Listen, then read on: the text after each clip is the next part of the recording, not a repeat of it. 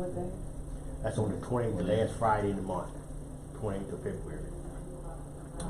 I motion for approval if there's not anyone already using that facility.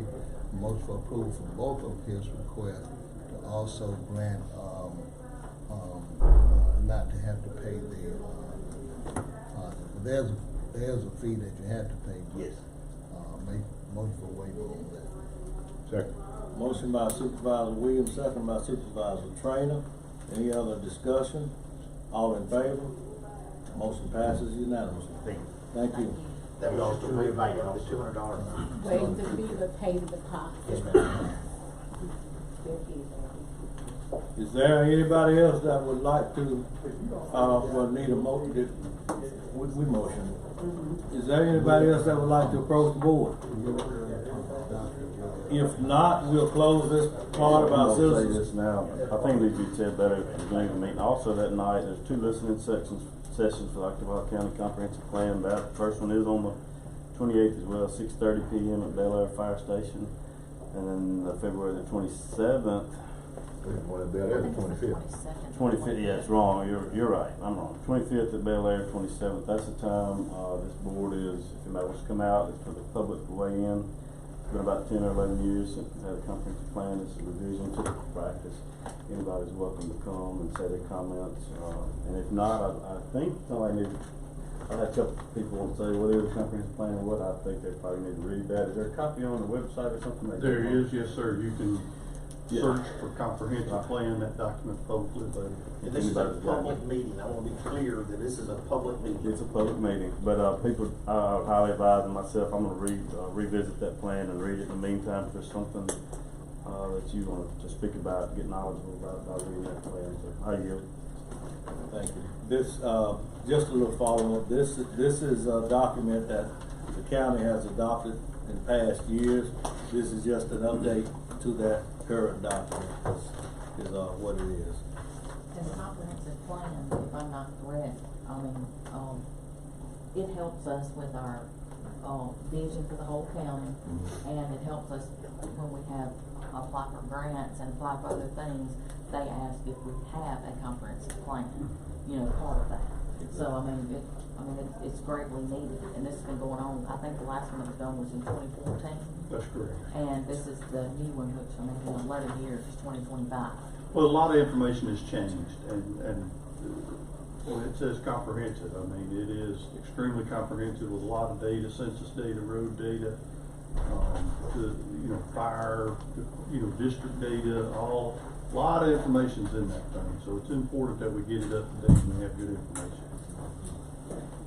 Thank you.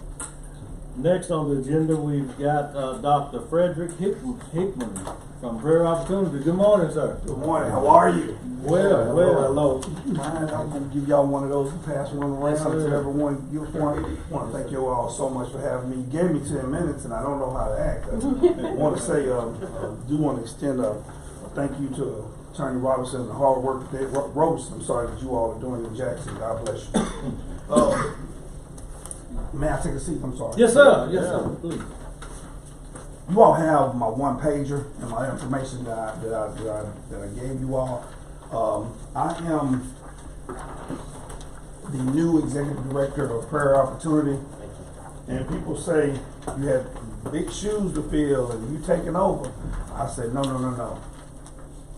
I was handed a precious gift by someone who spent 43 years taking care of it. And my job now is to take that precious gift and to make sure that we continue the 60 years of service that we've provided for this area. I am excited to be here. My point of coming is to show a face and to actually extend partnerships or ask for partnerships with the Board of Supervisors and the community. Our job is to help people become self-sustainable. Our goal initially is to help anyone who is poor to become self-sustainable. The reason why I can say this in all confidence is you're looking at one of the products of Prairie Opportunity, because my first job was with Prairie Opportunity. And from that, I was able to become self-sustainable. And I want the 8 counties that I serve and 14 counties we serve through weatherization to do the exact same thing. We do pay light bill and gas bill. In fact, the last 2 Fridays we've been doing what's called an Atmos Blitz. What Atmos does is it donates money to us, and we're getting out anyone who has an Atmos account. Our clients that have Atmos accounts, we're paying their bills. We're paying their bills or they got a credit right now. With the weather being the way it is, it couldn't have came at a better time. I have a wonderful person who worked here in our Tippecanoe County, Ms. Tamika Rhines. You all know her or not, but she has great ideas and she knows how to touch the county and reach out to people. And so what she has done is she started the Blitz, and then we did it for all our counties. So we ended up reaching almost 167 people paying their gas bill for their that has Atmos. We also have other opportunities with something called LIHEAP. LIHEAP allows us to pay anyone that's 65 or older, anyone that are disabled, or anyone with a child under 5. We can actually pay a light bill or a gas bill. There are times when dollars have come in when we pay water bills, and there are some other things in which this gentleman can tell you a lot better than I can, because he wrote our weatherization laws under weatherization as well. So he can tell you a whole lot more than I can, because I'm learning a lot more. But the thing with weatherization is we go into homes and we weatherize the homes. We see where the air may be leaking out, or how we can actually help them, or in some cases we actually we provide a heater or an air conditioner as needed. That happens from time to time. But I want to say one thing as I close out, and that is under our community service block grant. You'll hear me say CSBG, and I'll say CSBG. And CSBG is the very core of what we do. If an individual is in poverty, our goal with CSBG is to use those dollars to help that individual become self-sustained. The way the plan is in place to do that is we're doing job training. We pay for job training. So in this particular case, I'll just go with one case. You all may or may not be familiar with Benton Air Conditioning, I think it is, or HVAC in Columbus. Well, he partnered with us. So we had an individual who didn't have a job, but he wants to be HVAC person. So we're paying for their training. And once they're trained, Mr. Benton will decide whether he's going to keep them or not. In the meantime, while we're paying for their training, if they need help with their light bill, or if they need help with paying rent, or they need help paying, we'll pay that. But here's the thing about CSBG, which I don't know if you've heard about it in the past, or anything you've heard in the past. We don't pay rent. What we do is we provide assistance for anybody that's on a job or in school. If they're on a job or in school, we will help them, because we got to help them become self-sustainable. And self-sustainability comes, first of all, from having a job. And then I was in education 27 years, so I had a whole bunch of students, and one of my students is the bank president at Bank Plus, the new bank that's here.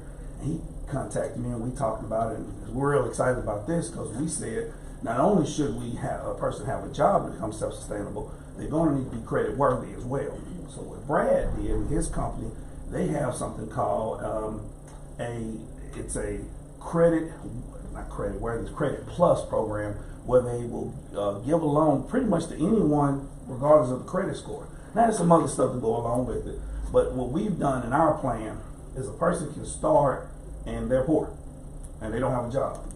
Well, for 6 months we want them employed or in school. Then we want them to get in this Credit Plus program, and over 18 months after paying the money back, they become credit worthy, and they are then prepared for the low income housing program that Bank Plus has. So if an individual will follow our plan and work with us over a 3-year period, they can go from being poor and without a job to have a home.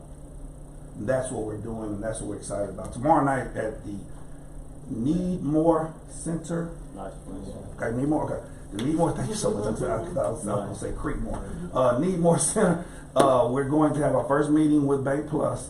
It is one that person has to be registered, if it's somebody that you know that may be interested, if they will go on our Facebook page, it's just been easier to reach out. The Prayer Opportunity Facebook page, the information is on there. They can register. Happy to have them. This is just the first meeting. My goal is to have this meeting every month with Bank Plus to help as many people as possible. We'll have our people there. Our clients are required to come. That's in the CSBG program. But anybody else, I had it at our office first, and then Mr. Love said he wanted to open it up, and I did too, to the community. I just didn't know how. And so now it's open to the community, and we're just open. We're just here to help. We are here to help. And anything we can do to help out, the answer is yes. If something I'm messing up, it's my fault. Y'all can blame me. I got wide shoulders. If something messing, just blame me. Don't worry about it. But if it's something to help people, then we're here to do that. And that's pretty much what I have. I want to say that we have an individual I know that went through your weatherization program about 3 or 4 years ago, and they were in an older home, 70, 80 years old, a lot of drought, and their bill, and this is somebody near to me, their bill went from around $600 a month. They went under the house, duct, insulation, duct work improvement, and their energy bill is now around $200 a month, and so that's $400 savings. And through the Christian Women's Job Corps and y'all's program, this individual is now in about a third year, got a job in Mississippi State. So I've seen your program work, especially from the energy efficient. I would go in the home, and then to now it's night and day, and they did windows and things like that too. Some of that came through y'all, and then I think Fort County might have helped on some of that too. But I know from the weatherization, it definitely helps. So Thank you, sir. Thank you so much. we're glad to help you in the future however we can. Appreciate that, Ms. Carl. Absolutely.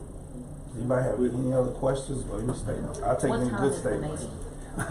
5:30. At 5:31 is like Noah's Ark. It's gonna be shut. The people at Bank Plus pretty. They can't bring a phone. Can't. It's not gonna be on Facebook or anything like that. It's a very, very serious meeting. But what happens is they do the training for like 2.5 hours, and once they finish, they get a certificate, and that certificate allows them to get a loan as long as they have a job. That's the reason why I want people working 6 months. As long as you have 6 months of employment, you can get a loan with Bank Plus. And do y'all help them find a job? Oh yes, ma'am. I'm so glad you said that. That helps me in my next. We just met with the Mississippi Apprenticeship Program, and what we're working to be is an official apprentice agency. So what we've done, like Mr. Benton has reached out to us. The gentleman, I forget his name, I think his first name is John, that owns Chick-fil-A. The gentleman, Mr. Jones, that's over Jersey Mike's. These are people who we're just starting. I'm kind of meeting out with folks. Met with Superior Fish in Knoxville, because Knoxville is one of my counties. I'll be meeting with Taylor's soon as Joe clears his schedule, and then I'll be meeting with Tyson's in Leak. Leak is one of our companies. These are our partners that we have, and when we need someone to go to work, then we're reaching out to the partners. But because we're going to be with the Mississippi Apprenticeship Program, we actually have weatherization apprentices right now, and we started last week, and we have them also caseworker apprentices that works through us. So let's say we can't find them a job. Well, we're going to get them a job with us, and then they just have to attend and do what they're supposed to do that as well. But yes, ma'am. Awesome. Yes, ma'am. Absolutely. With success programs, I've seen a lot of success opportunities and successful peoples to come through that weatherization program. But I've also seen individuals who participated in the summer youth program. Yes, sir. Yes, sir. And I don't know whether you all continue the summer youth program or not, but I had the opportunity to work as a counselor in that program. And there was a young man who said, I want to be a veterinarian. And and I had no idea that he could do it, but we placed him at the School of Veterinary Science at Mississippi State University. He worked over the summer. Yes, he's a veterinarian now. Wow. Sure did. He was successful in achieving his goals. So that's some of the things that you have done in the past, and I'm sure you're going to continue to do those type of opportunities for people to move forward in life. We have right now the individual who's taking IT classes at EMCC, and he has the job at the United Way. Miss Sanders at United Way, he's their IT person. part-time while he's finishing up, so we're looking for those success stories. We need those success stories. We need to put those success stories out there, and I appreciate that. The information that you all give me is stuff that I will share with my board as well this evening, so that's going to be real helpful with what we're trying to do. Absolutely. I know one of the issues that we have, this is nationwide, not just around here, but for high quality childcare. Yes, sir. Do y'all have a part of your organization that looks at this and tries to figure out solutions? I know one of the things that I'm hearing, Mississippi's very suspicious of requiring the pre-K program, and I don't know. I don't want to get into the politics of that, but we do have a kind of a vacuum of high quality facilities for people to drop their children off so that they are learning something during the time that they're going to work. Yes. Do y'all have a system or something that looks at what the need is here? And if not, how would we try to look into that a little closer? Because I'd really love to know what that would look like in terms of what would be the numbers and the digging into the statistics here. That's a fantastic question. What happened apparently is that we no longer do preschool with Prayer Opportunity. Okay. CMI, which is sister Right. company, they do preschool. We don't do preschool. Fair enough. But what Fair we've enough. done is we have partnered with Communiversity, and if anybody with children, there's a program through SNAP. So there's two things. We have a Pathways program. So a person has a child and they want to go to school. We have a Pathways program which will help with their tuition. We have a SNAP program that will help with the child care. And where the child is going to be cared for, I don't know. That part I hadn't went deep with. I'm sure it's some great And I places. didn't mean to put you on the spot. No. No problem at all. Thank you. I got wide shoulders. The Child Care Development Division, Mississippi Department of Human Services is responsible for the state's activities as it relates to child care. They've got a lot of good programs. Do they break it out by county? No. Thank you. Yes, sir. Absolutely. Well, thank you so much for Thank you so all much, you ma'am. do, and Fair Opportunity has been a staple in these counties and communities for a lot of years. I've 60 actually years of service. worked for Fair Opportunity. I've also had relatives that benefited from programs at Fair Opportunity. So it's been a great program, and looking forward to working with you, and congratulations and welcome aboard. Thank you so much. You all feel free to contact me at any time. I'm at your service. Thank you so much. Motion to acknowledge Dr. Hickman's presentation. Motion by Supervisor Williams, second by Supervisor Little. All in favor?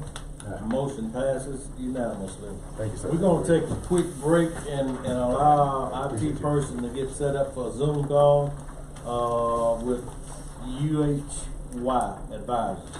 So we'll take a little 5-minute break here.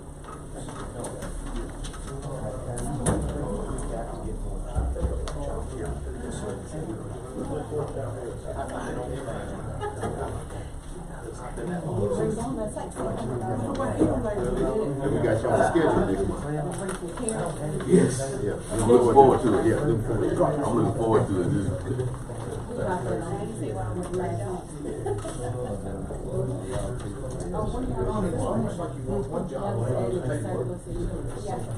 What's up? You doing good? Yeah.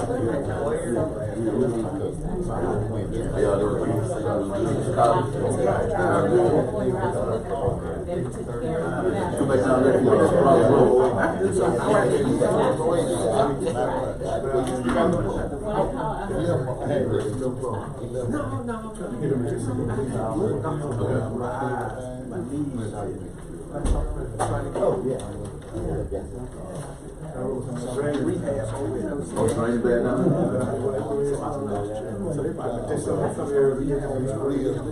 yeah, I can imagine, man.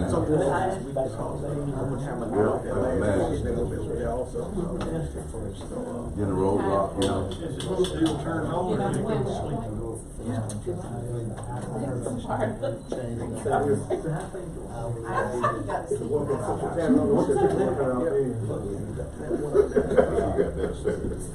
Wow, man. Hey, they still Bel Air. Yeah, Thursday, because I had to be back on the I appreciate it, man. I don't know what you figured out, but it worked, so. But yes, I was like, Yeah, well, I ain't gonna sweat. You have it. What you told me about it, what you want to do? Have to put the lights on. I need to do that. Number 9.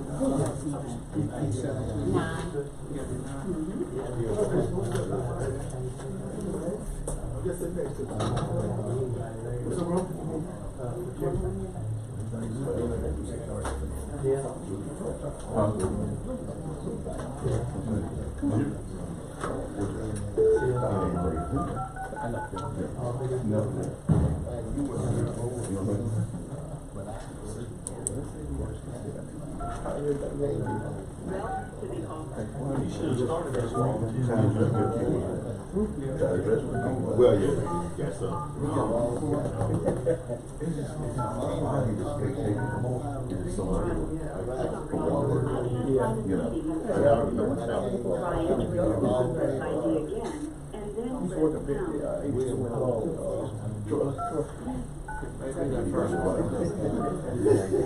You know what? The crazy thing about it is, all people call me about it. If you're the meeting organizer, press the star now. Oh, okay.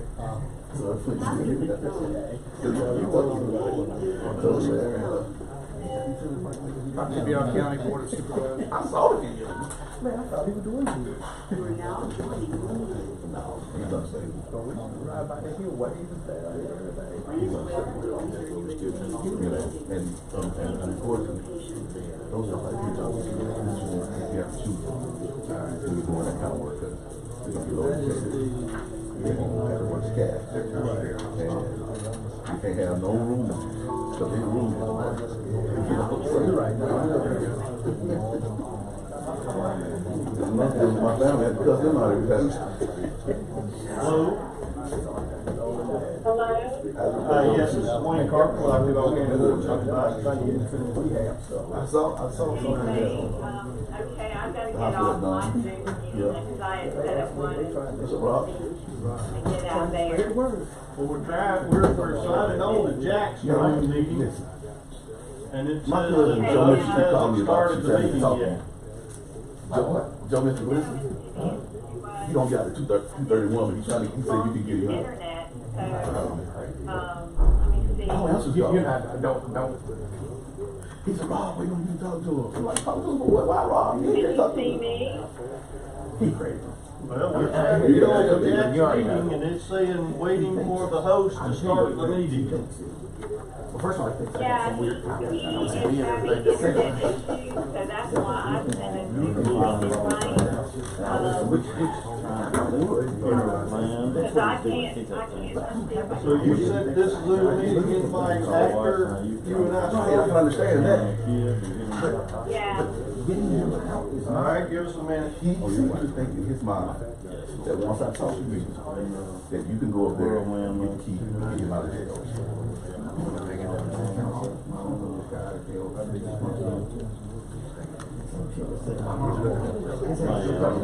Right. Okay. But I'm glad I talked to you. So now I can answer the phone and tell you. I don't have that magic ability to. I know, right? Hey, we'll probably be in jail though. That's corrupt. It'd be fun at first though.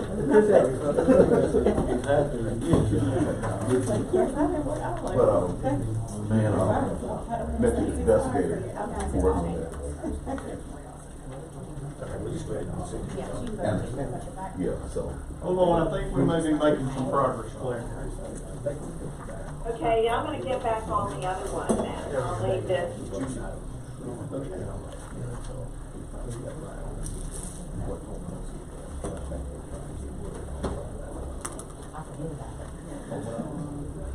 you're telling me. To remember right.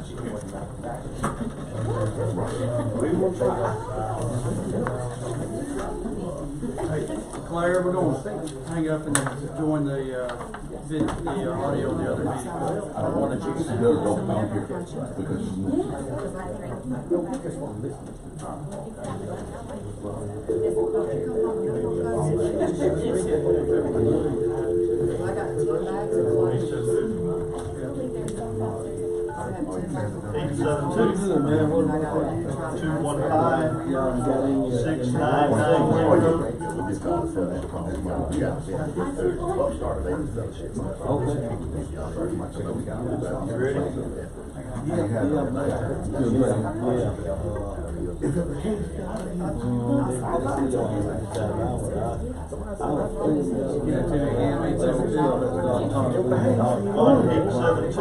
872-215-6990. Different strand, man. You'll find it out. Like, I heard a couple of schools is all closed because so many were out.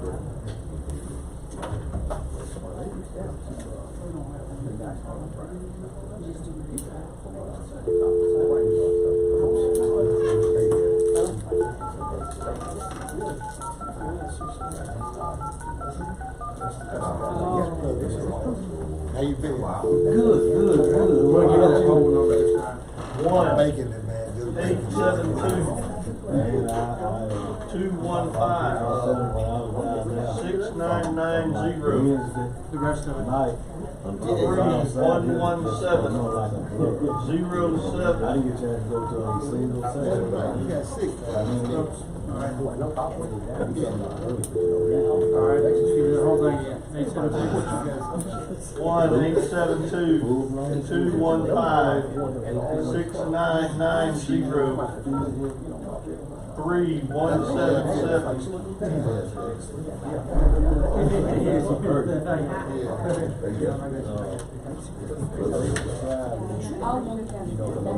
Can you read, Mayor? I went to that urgent care right from the hotel. Right, and they keep it. I know. $100 for a piece. All of my coffee. It was like $49 for the coffee. But I was gonna pay whatever I could pay. Whatever they took, yeah. I could give it to them. Yeah. That's like I said, as a matter of fact, I'm still coughing up this old junk right now. It just started to turn loose about 3 days ago. I haven't been sick, but it just started to break up. Takes a long time. Everybody's been keeping comments about our I thought I was getting it when after I Did you? the next night. And that's what I was telling them, the airborne. Airborne, yeah. And drinking lots of water and all that stuff. I went out of bed early the next day. I think I waited just a little bit, because actually that Wednesday morning before I left heading down, I wasn't feeling good. I told my wife, I ain't feeling real good, but you know, I went on and by that night, You're the meeting organizer. That's the star now.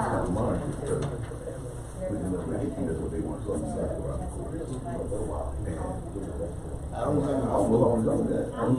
remember.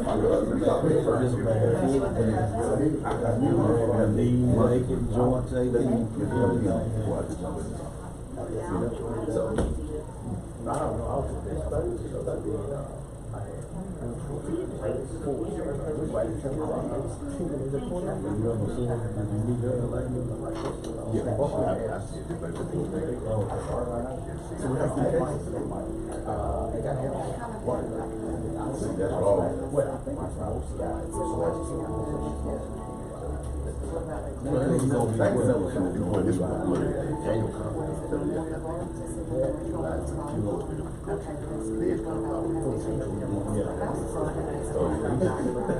And see, that's my whole thing. That's nothing,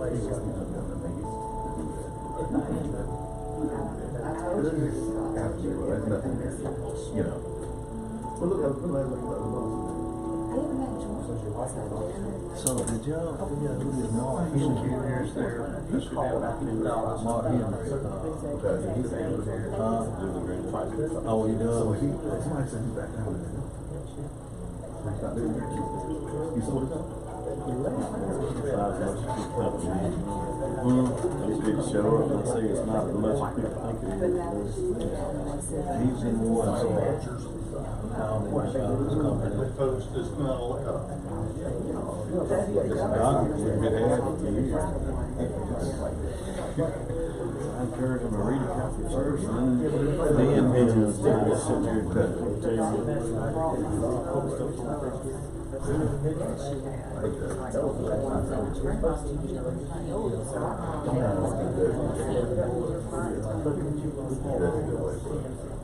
Especially when you go through that. You're in a position to be back and see her. Just see what now. You got to see her sometime. I mean, that's awful. And most women, as long as they know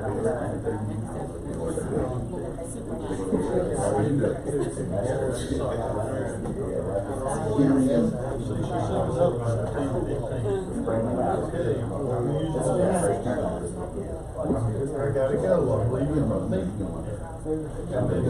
After I leave, she sends something out.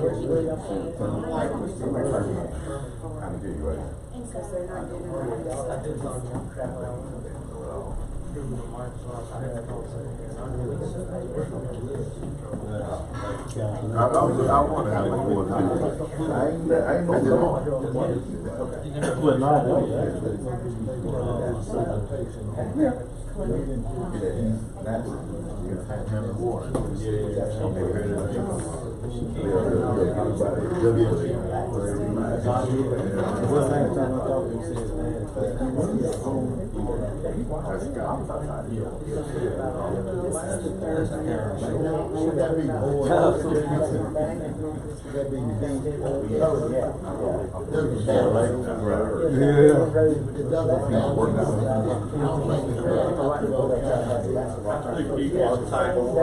When you log in, they ask you to put an ID name on it.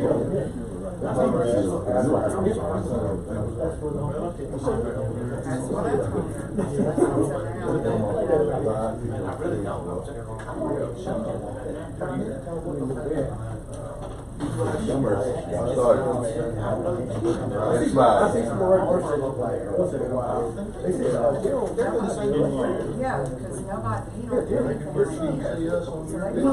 do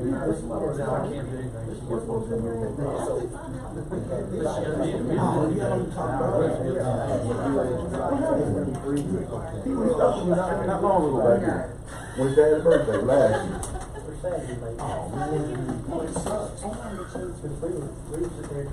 Wow.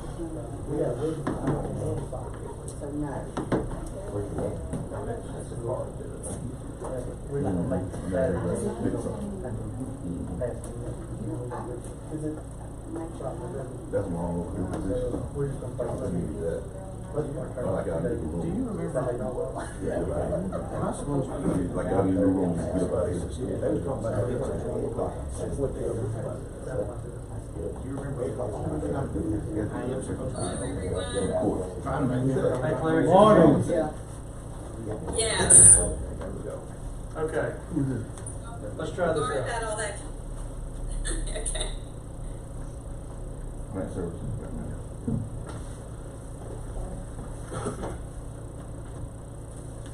Can you all see me? Yes, ma'am. Okay, great. And let me know if you're ready, because I'm ready if you all are. Yeah, I think everybody's back and we're ready to begin. I don't know if Supervisor Trainer want to do a lead in, but we're ready. Okay. Just go ahead, Ms. Clapp. You're of age and you can speak for yourself. Yes, sir, thank you. It's a pleasure to be with you all this morning. Sorry then for the confusion. Jack, who was going to be on, who had presented to you all back on March 4th of last year, and also did a presentation on June 17th of last year. He had technical issues with the high winds that we've been having in Virginia today.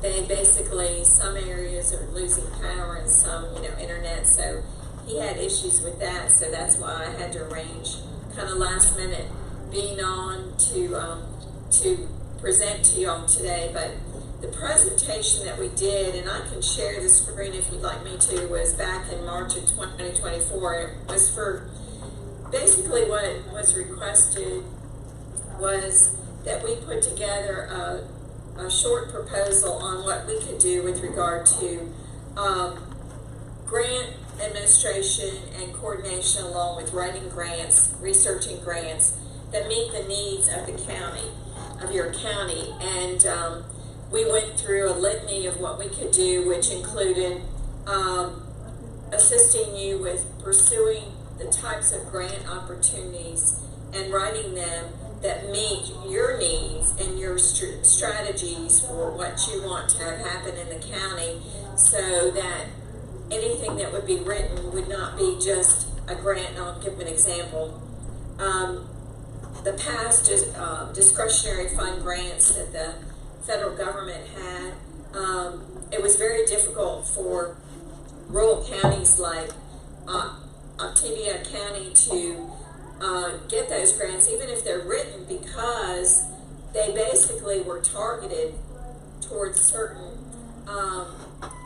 local governments, that there wasn't enough money to go around, and the target was so narrow that a lot of rural communities applied for them, but because the risk and the strategies to make sure that that was the right grant to pursue made it such that it was difficult to get those grants. And so we see a new trend with the new administration that they're going to target programs for grants that can actually open the door to more of communities that what are called left behind, because they haven't been able to get the grant funding that's needed to address their community needs.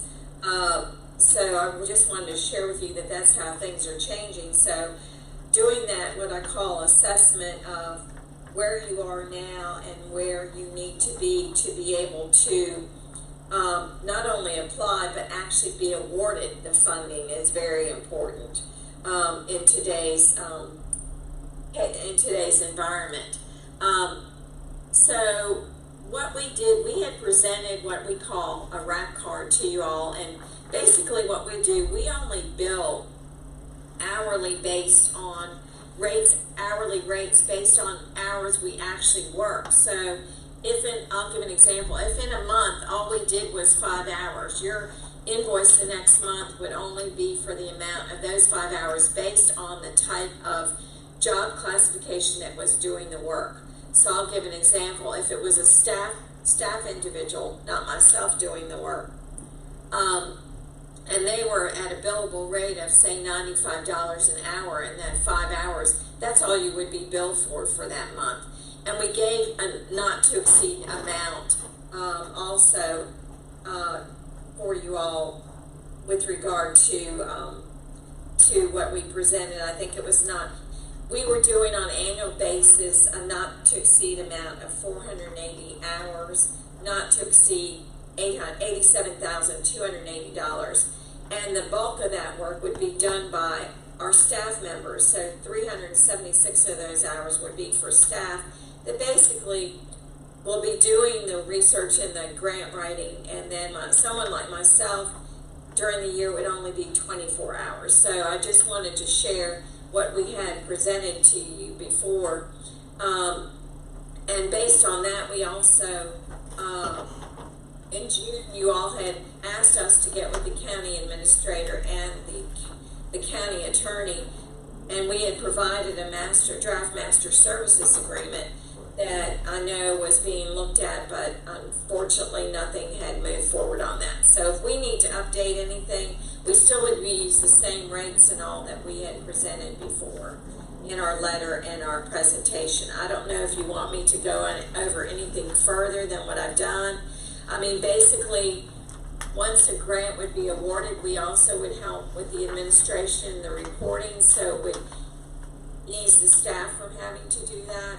If we needed to work with a given department that was actually going to oversee the grant, we could actually do a lot of the legwork as part of that for the administration and the reporting, so that staff, it wouldn't limit your resources for the work staff normally has to do on a daily operational basis.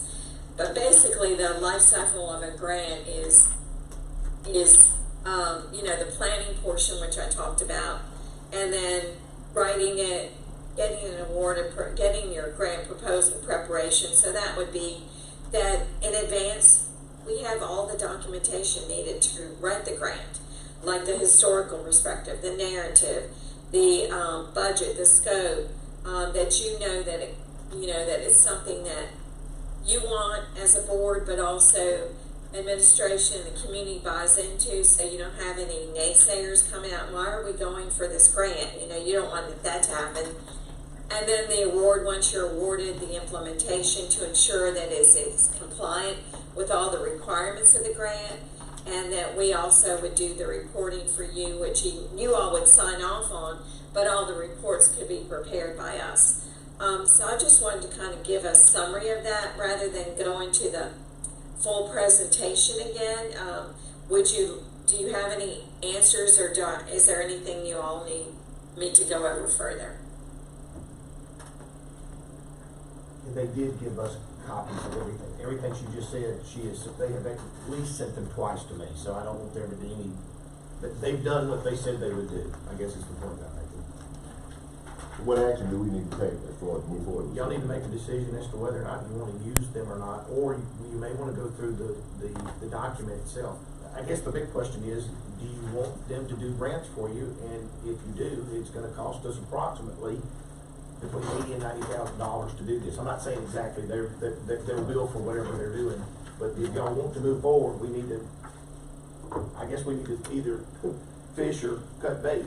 And I think that's exactly what she's wanting to know, is whether or not we want to move forward. I'd like to see us move forward. That's it. I'll just say, like, what do they do different? Time we're looking at government waste and frivolous spending and stuff. I think we've got Clearwater doing one niche and Forte, and we've got Pickering that does the federal grant. So what are they going to do different than what I would say? What do they do different than Pickering? They're gonna focus on grants. Pickering, they focus more so on those congressional appropriations and things of that nature. They will help you to identify some things, but at the same time, it's gonna give us more tools in our toolbox. And as far as Office and Barber, their specialties on the state level, so we'll have the state, federal level, and of course, with the administration of it, the devil's in the details. I mean, we had someone in house, we would have to hire someone specifically to do this. And so you have a group here that has the expertise and a track record to get it done if we want to pursue that. Do they come to our meetings, or is it all online, or? It can be in person. I mean, he came to our first one when they made the first presentation, so. They've been here at least twice that I know of, but I will say this, every time they come, keep in mind that that's gonna cost money. How does, Well, it's not to exceed. The contractual agreement is not to, according to this, the contractual agreement for the year is not to exceed that $87,000. but what It could be less, but it could be more, according to the documents that you presented. $87,280. Can be any more than that for the year. As I understand. If I may. Yeah, go ahead, Ms. Collins. Please. One of the things that we do, and we are always happy to come to you. We don't bill, we're not going to bill for our travel expenses to you or hold it against you on the not to exceed 87,000. So I'll give an example. I work with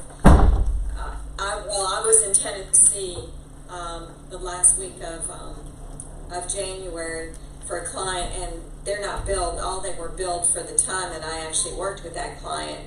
And also what we do too in writing a grant, in the budget of the grant, we will factor in the administrative costs, which is usually most of the grants allow for administrative cost, which all the ones that we are actually working on right now that have been any awards that we've gotten, we actually, the fee that is being paid from us is coming from the grant funds as part of the award. So it's not external funds that are coming from your local taxpayers. And we work to try to do that so that you don't have to go back and say, oh, we're spending all this money and we're not seeing anything from it.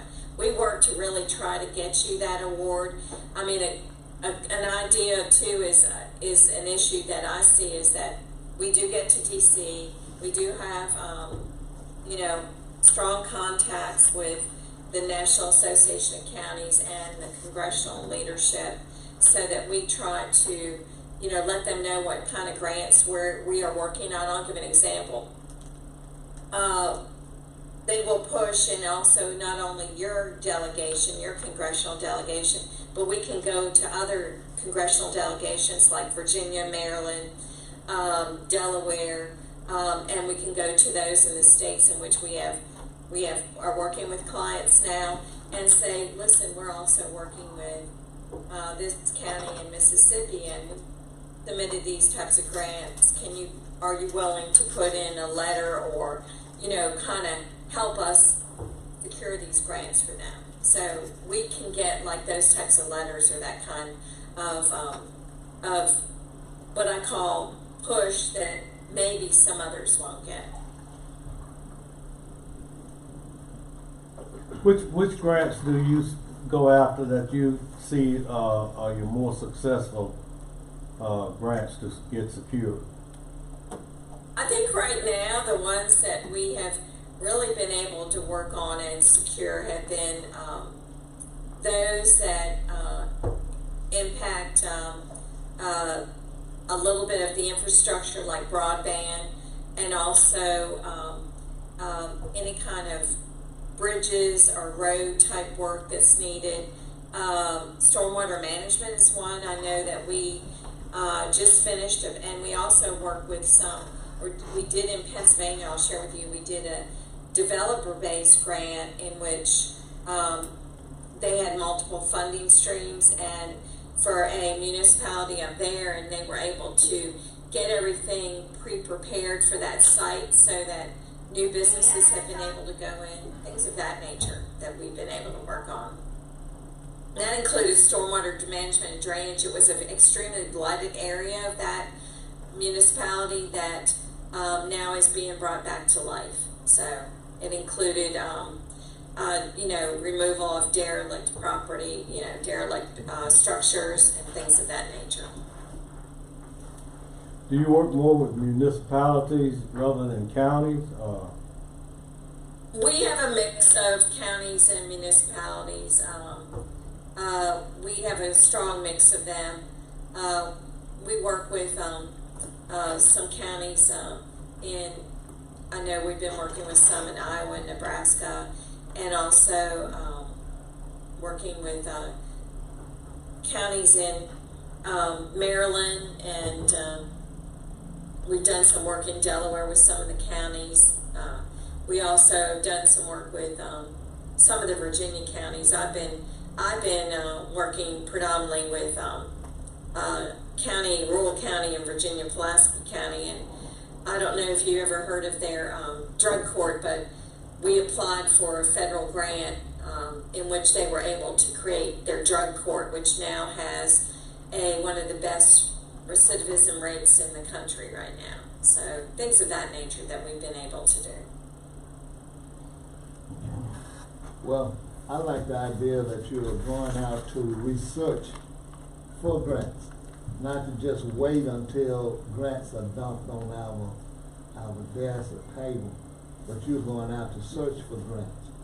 And hopefully there are some out there that we don't know about, that you will be able to identify them, hopefully. Right. And what we would want is that you would give us a list of what are your needs that you're looking for, because we could tie them in. Sometimes what happens, you may have a need that you recognize, but you think you're never going to be able to fund it because it's not a high priority. But if you have a high priority need that you need funding for, then that what could happen in going for any type of grant that would be for that high priority, then you could actually probably do that lower priority with funds that would not be grant funded, but because you're utilizing funds that you didn't anticipate getting for a higher priority. So you kind of be able to look at where you are as a county and consider, okay, we've got this grant funding coming in for this project that we definitely wanted to get done. Now that frees up what we thought we might have had to spend to actually do this other project that the community wanted, but we couldn't put it as a high priority.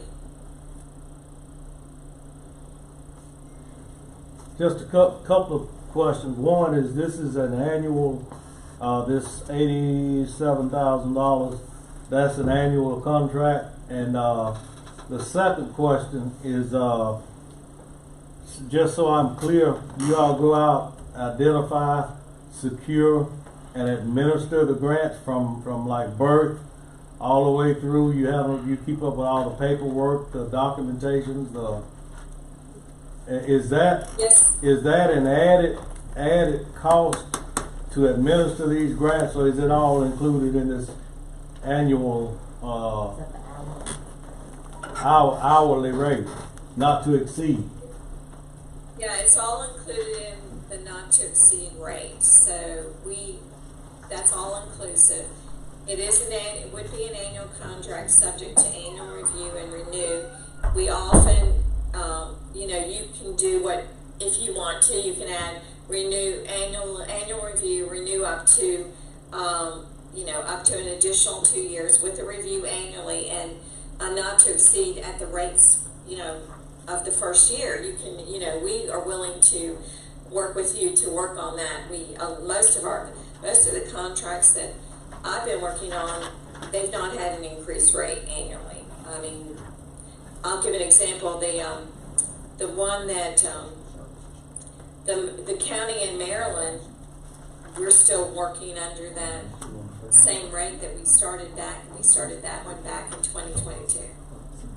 I guess, and this is probably pretty self-explanatory, this would be my last one, but suppose we get a grant secured and we get in the middle of it, but we have reached the $87,000.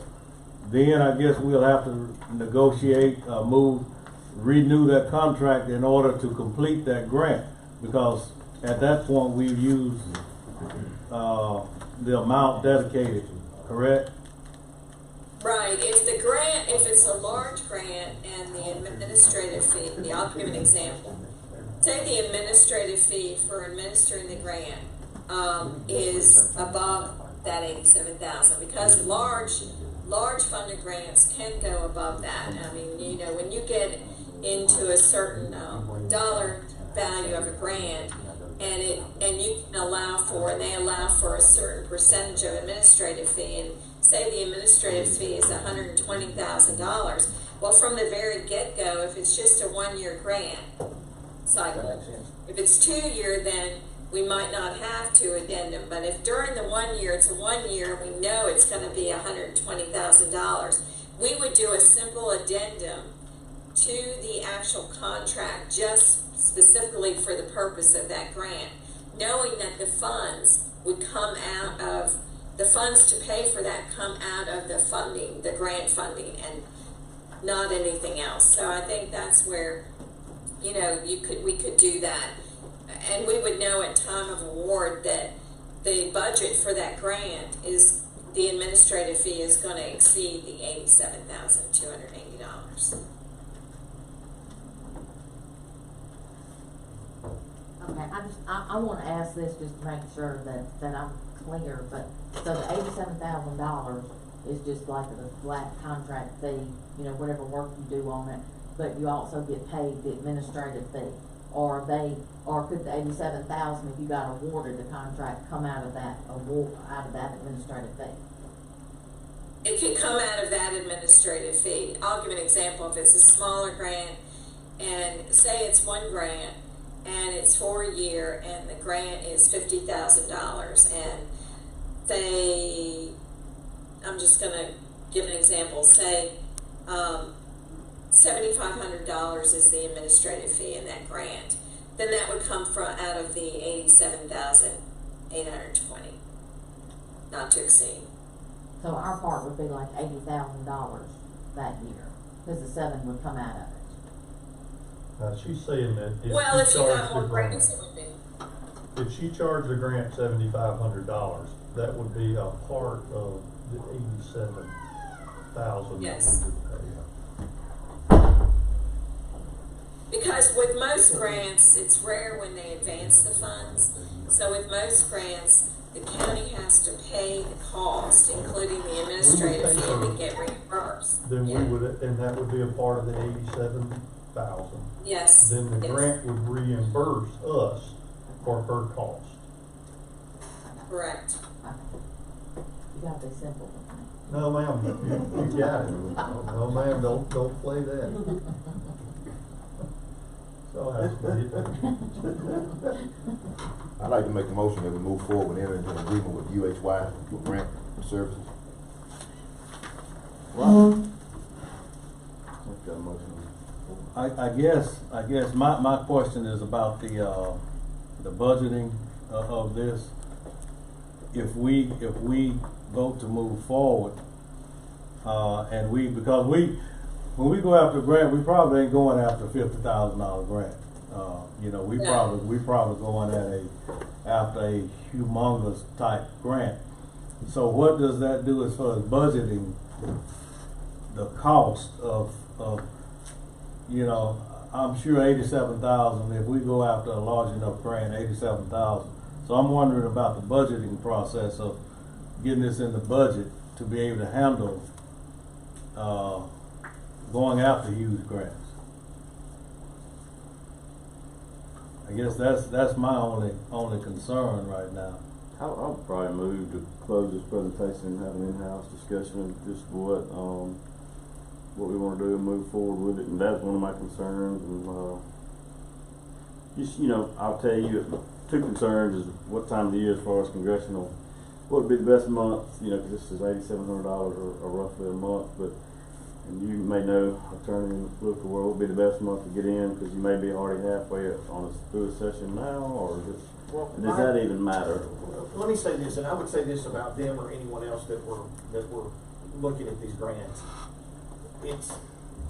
I would not assume that you're gonna get a grant your first year out. Right.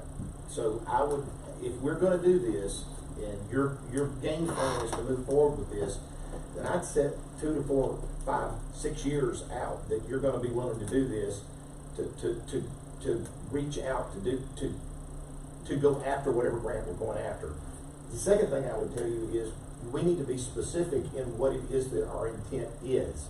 If our intent, for argument's sake, this would be my thought, if we were wanting to try to get a sewer system together and that was the game plan, then their job would be to focus in on that. They would probably go out there and look and see if there's, my bet would be is that whether or not they're low income people that would benefit from this, then they would go that next step in developing that. But y'all, I don't think we're gonna get anything the first year out. I just don't. That's what my point was. Second, I would say, you know, just awarding a grant without sending out for RFQs, that would be the second point I want to discuss, if we need to send this out, because other people can do the same service. And then third, I'm more conservative than you. I was thinking typically, you know, nothing probably gonna land in the first year, but 2 to 3, I'll start to see return on it. Or the wait time has been exceeded. You know, You can try again, or you might ask. Would y'all like to say something to her before she gets cut off? Because this is fixing to cut off, I'm afraid. But in relation to you, their NOFAs are already out. what's that? Notice of funding availability is already out. This year? Right, right now. And so every moment that we're wasting time shucking and jiving and going back and forth. We got to have somebody on our team that can help us go get this stuff and then help us administer it once we get it. Because we're going to get some funding with some stuff. But you got NOFA's already out. Jeff Baldwin, they already waiting on us with stuff right now. But this board is February now. And I know that the administration is doing what they're doing, but there's still going to be some things that we need to be ready. So when the dust settles, that we can apply for some of this stuff and we can pursue it. And you got to have somebody that can do it. I mean, we can't expect we don't have anybody in house that can help us put together. Even if it's a $10,000 grant, that's going to be more work on the administrator on top of all the other stuff that he has. And so you have a group here who has the expertise that can help us to do it. And you'd be surprised. I think the return on the investment is going to far outweigh, you know, the amount that we're going to have to invest on the front. We're just talking about sewer. I think we're all talking about sewer right now, a big project in mind. But yeah, I'll just like close the presentation and have an in-house discussion. And before I vote, I know we got a motion on the table. But well, the thing about it is, I mean, they came here back in March. It's February now. Look at all the opportunities we missed. We don't have but 4 years in the term.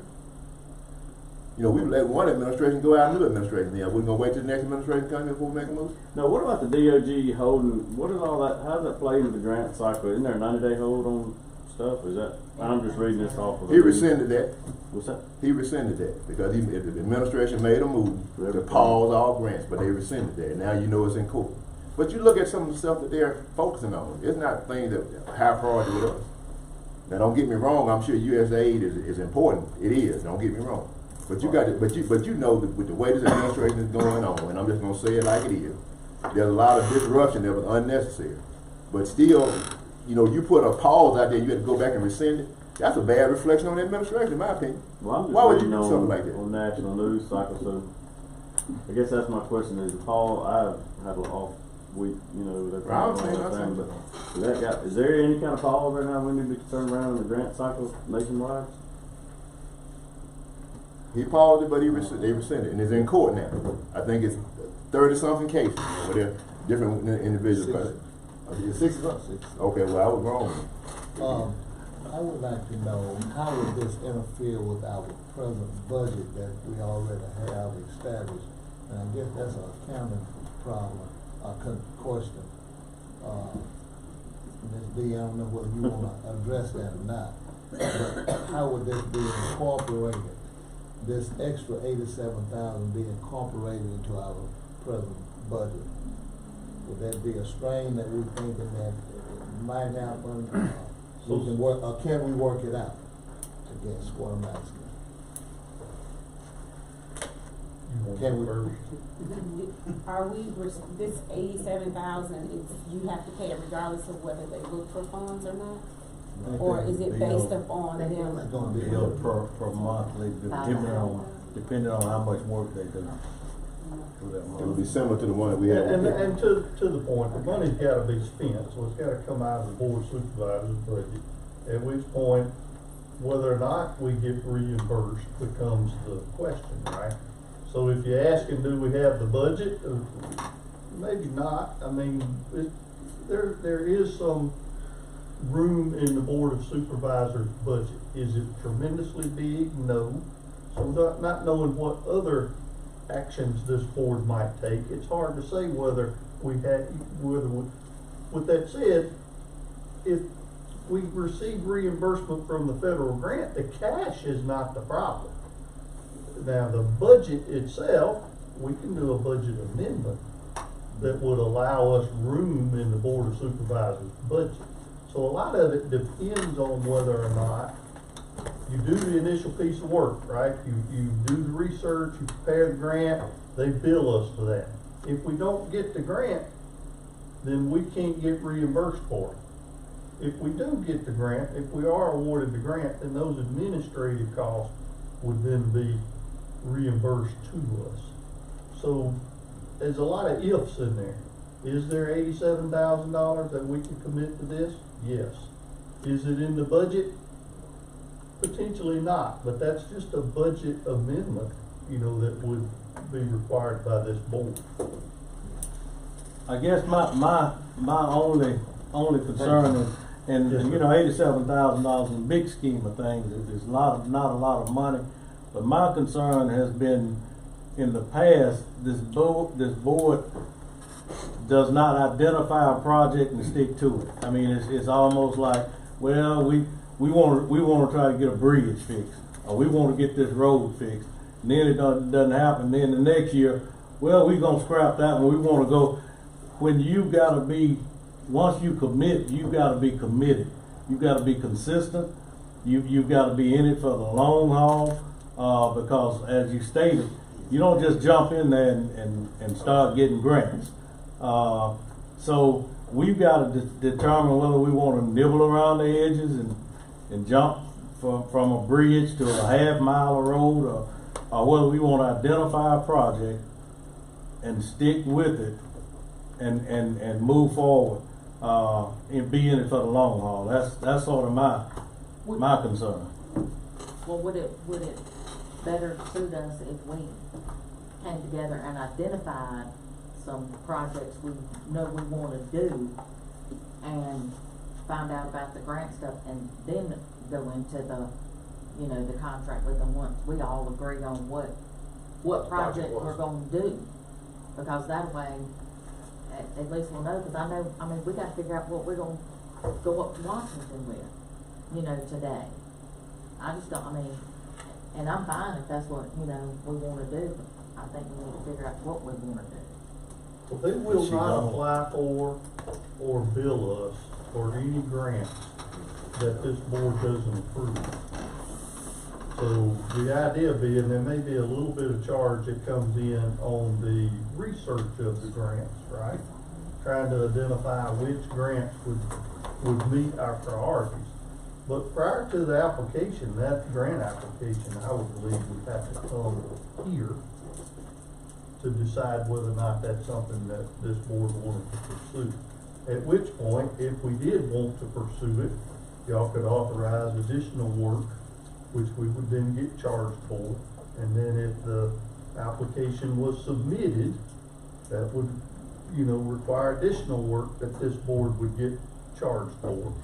So you may be able to control these costs a little closer than, as opposed to just saying we're spending $87,000 straight out of the gate. I don't think we necessarily are. We may spend the research dollars if we don't locate grants that meet our project, priorities, then we wouldn't do the preparation. We wouldn't get the preparation charges and then, of course, the administrative charges if we were to receive a grant. Well, I guess I that's don't know what if I that was helped saying. in the decision. Well, I guess what I was saying, I didn't know that, I just didn't wanna just trying to find some grants to give us, because we need to be more specific on what we want, Yes, ma'am. that's there trying to figure out what we want, what we need to target. But I thought we've been specific. What we gonna do? We've been specific. The things that we have pursued, we've gotten. We got Morgantown Bridge situated, right? Yeah, but that We was got the stuff for grant. the lake. But we've accomplishing the goals. I'm trying to figure out, and everything, only thing that we didn't get was when we put the application last year, and we kind of did it at the last minute. But if we'd have done it probably a little sooner and been a little bit more aggressive, we probably would have had better results. So what I'm saying, this board has had some success. Great success. And you're saying what we want to do, it's 5 of us, we got 5 different perspectives here. What are we going to do, determine some criteria and put that criteria out there to determine what our priorities are? No, I'm just saying whatever So what I'm saying is, it's time for us to, we know what we want. We know what we want. Like, hey, I know the priority in District 2 ought to be trying to satisfy these people that's been coming up here getting on me about these roads. That ought to be a priority. Now, you may not be concerned about it because it ain't your constituent. I agree. But it's my priority. I agree. And so I'm gonna utilize my effort to try to address it. So each district is different. And there are gonna be some things that are grant wise that you may not even be concerned about. But it may be of interest of someone in another part of the county. My concern has been putting together a package. And I don't know whether we have the expertise or not to put the package together, like letters of support. And I did have some letters of support with that last grant that was submitted on the Bluff Lake project. Some letters of support on that, but who's gonna put the package together? And hopefully they will be taking responsibility of putting the package together, doing the research and putting the package together. They will, and do the report. And, 87,000 looks like a lot of money, but depending on the return of our investment, it could be a very small amount. What are we going after? I mean, we did a lot of talking, but what's the priority list? I mean, you identified roads in District 2 as your priority. Yeah. Well, in District 5, what Supervisor Williams, what's your priority? District 4, what's your priority? What's my priority? So we all can identify priority, but we can't. We've got to focus. We've got to determine what, because we can't spend a little money over here and spend a little money over there on this grant and spend a little, and we go all, and at the end of it, we haven't got anything, but we spent up to $87,000. Well, why don't we just do it like we do our road fund? Just give me the money and let me do what I think I need to do. And that way I won't hold you up, won't hold them up. In other words, if it's 87,000, you can take it out of District 2 road fund and just let me utilize it. It's, I don't know if we can do that. can't take it out of District 2 road funds because of the manner in which those funds are purposed. Those funds are general obligation funds. You can use them for anything that is necessary for the county, those bond funds. I know because the language is broad. The 2024 bond funds being paid for by the use tax. The language is still broad in the document because that's what we put it together. We put it with a lot of flexibility to use that money for a variety of things, allowable by law. Fact check. Well, I tell you what, we've got opportunities in front of us. I would say, let's identify some projects. We need to identify projects from Clearwater. We need to identify projects from Pickering. And if we enter into this agreement, we need to identify projects for this grant writing. So we need to do that right away. So I'm gonna say, the first meeting in March, let's come with projects identified. Being myself, we won't be at the first meeting in March. We'll be at No, next we're month. gonna do that today. We're scheduled to do that today, aren't we, Mr. I President? think it was for Pickering, we did something in the packet. I would say this, I think what, How long is it gonna take?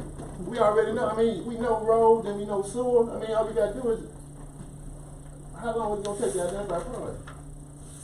I mean, is Crawford Road a priority for this board? is this where? I think Crawford Crawford, Road. I think Crawford Road. That's a priority, yeah. That comes in from 45. Okay, well that's a priority. Is the sewer system saga a priority for this board?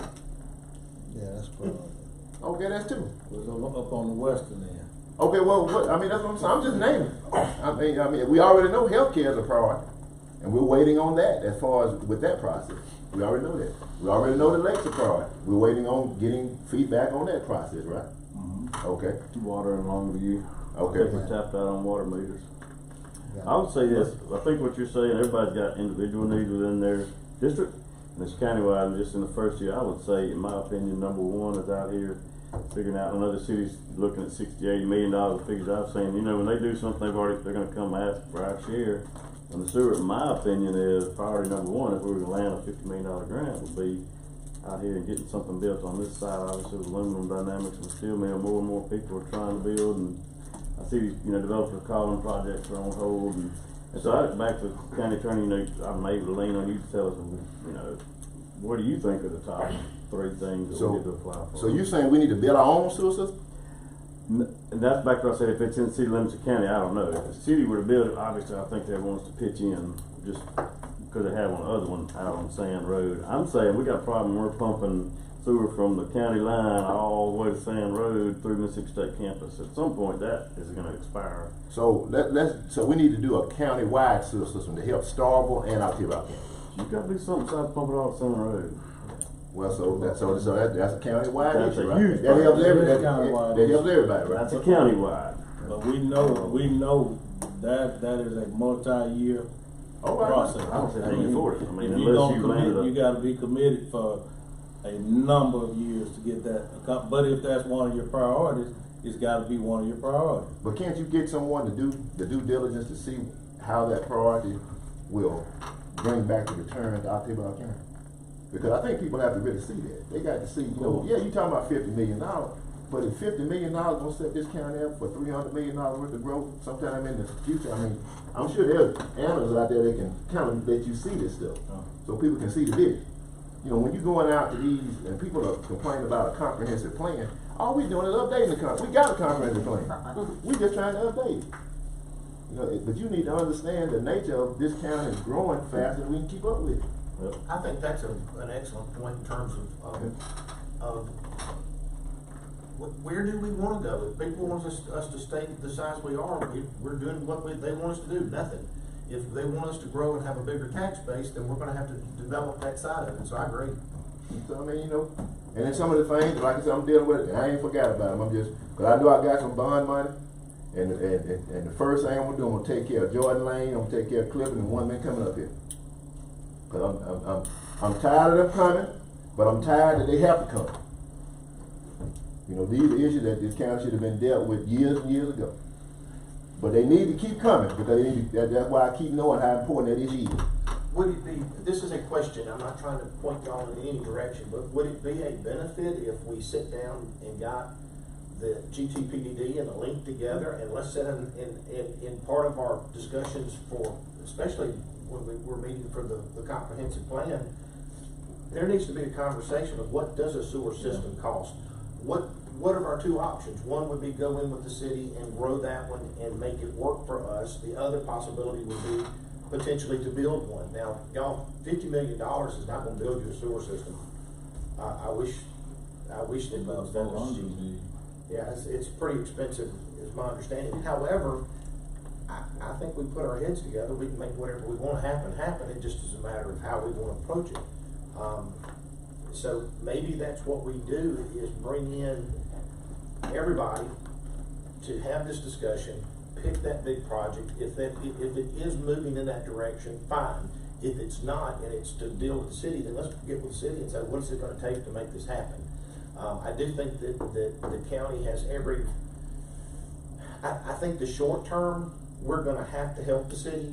I just believe that, because we don't have any other place to put the sewer at this point, and we certainly don't have $200 million or $400 million. We don't have that number right now. So I think that for the short term, the city sewer is about where we're going to be, and we are looking at some potential money from the state to help us with that. But I think we need to sit down with the alderman and the mayor and kind of, to your point, get that big picture put down, and at least scratch that particular itch, because sewer is a problem. Another issue we'll talk about, and this is coming to you as a state representative in education, and high school was mentioned in the discussion, building a Starkville High School. Being a county-owned school, and know that we just really pass through their budget every year and vote on it, do you ever foresee the county being on the hook for some part of building this big high school, if it were to come? Yeah, because they got to use the millage. See, that's why I'm in such a bit. I'm gonna put my plan on the table. Y'all talking about this money from the hospital. I want to use those. I want the millage. That's what I want. That's what I want. Millage from whoever buys it, and then they're gonna start the millage that we got taxes. putting on for that, and we need to utilize that millage in order to really make a major impact. And I know y'all talking about putting the money in investment and all this kind of good stuff. Yada yada yada. We get to that point. Somebody that came up here last meeting and wanted $6 million of the money. We don't know which way it's gonna go or whatever.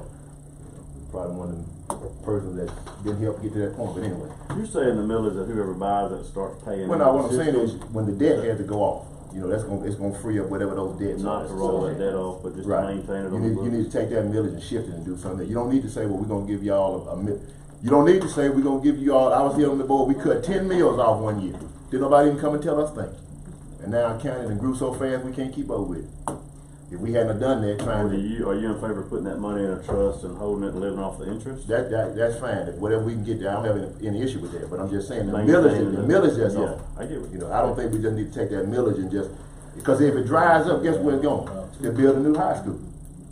We're servicing the debt, so that'll come off. You see, because see, the new high school's got to be, and they gonna do that. The citizens got to pay for the new high schools.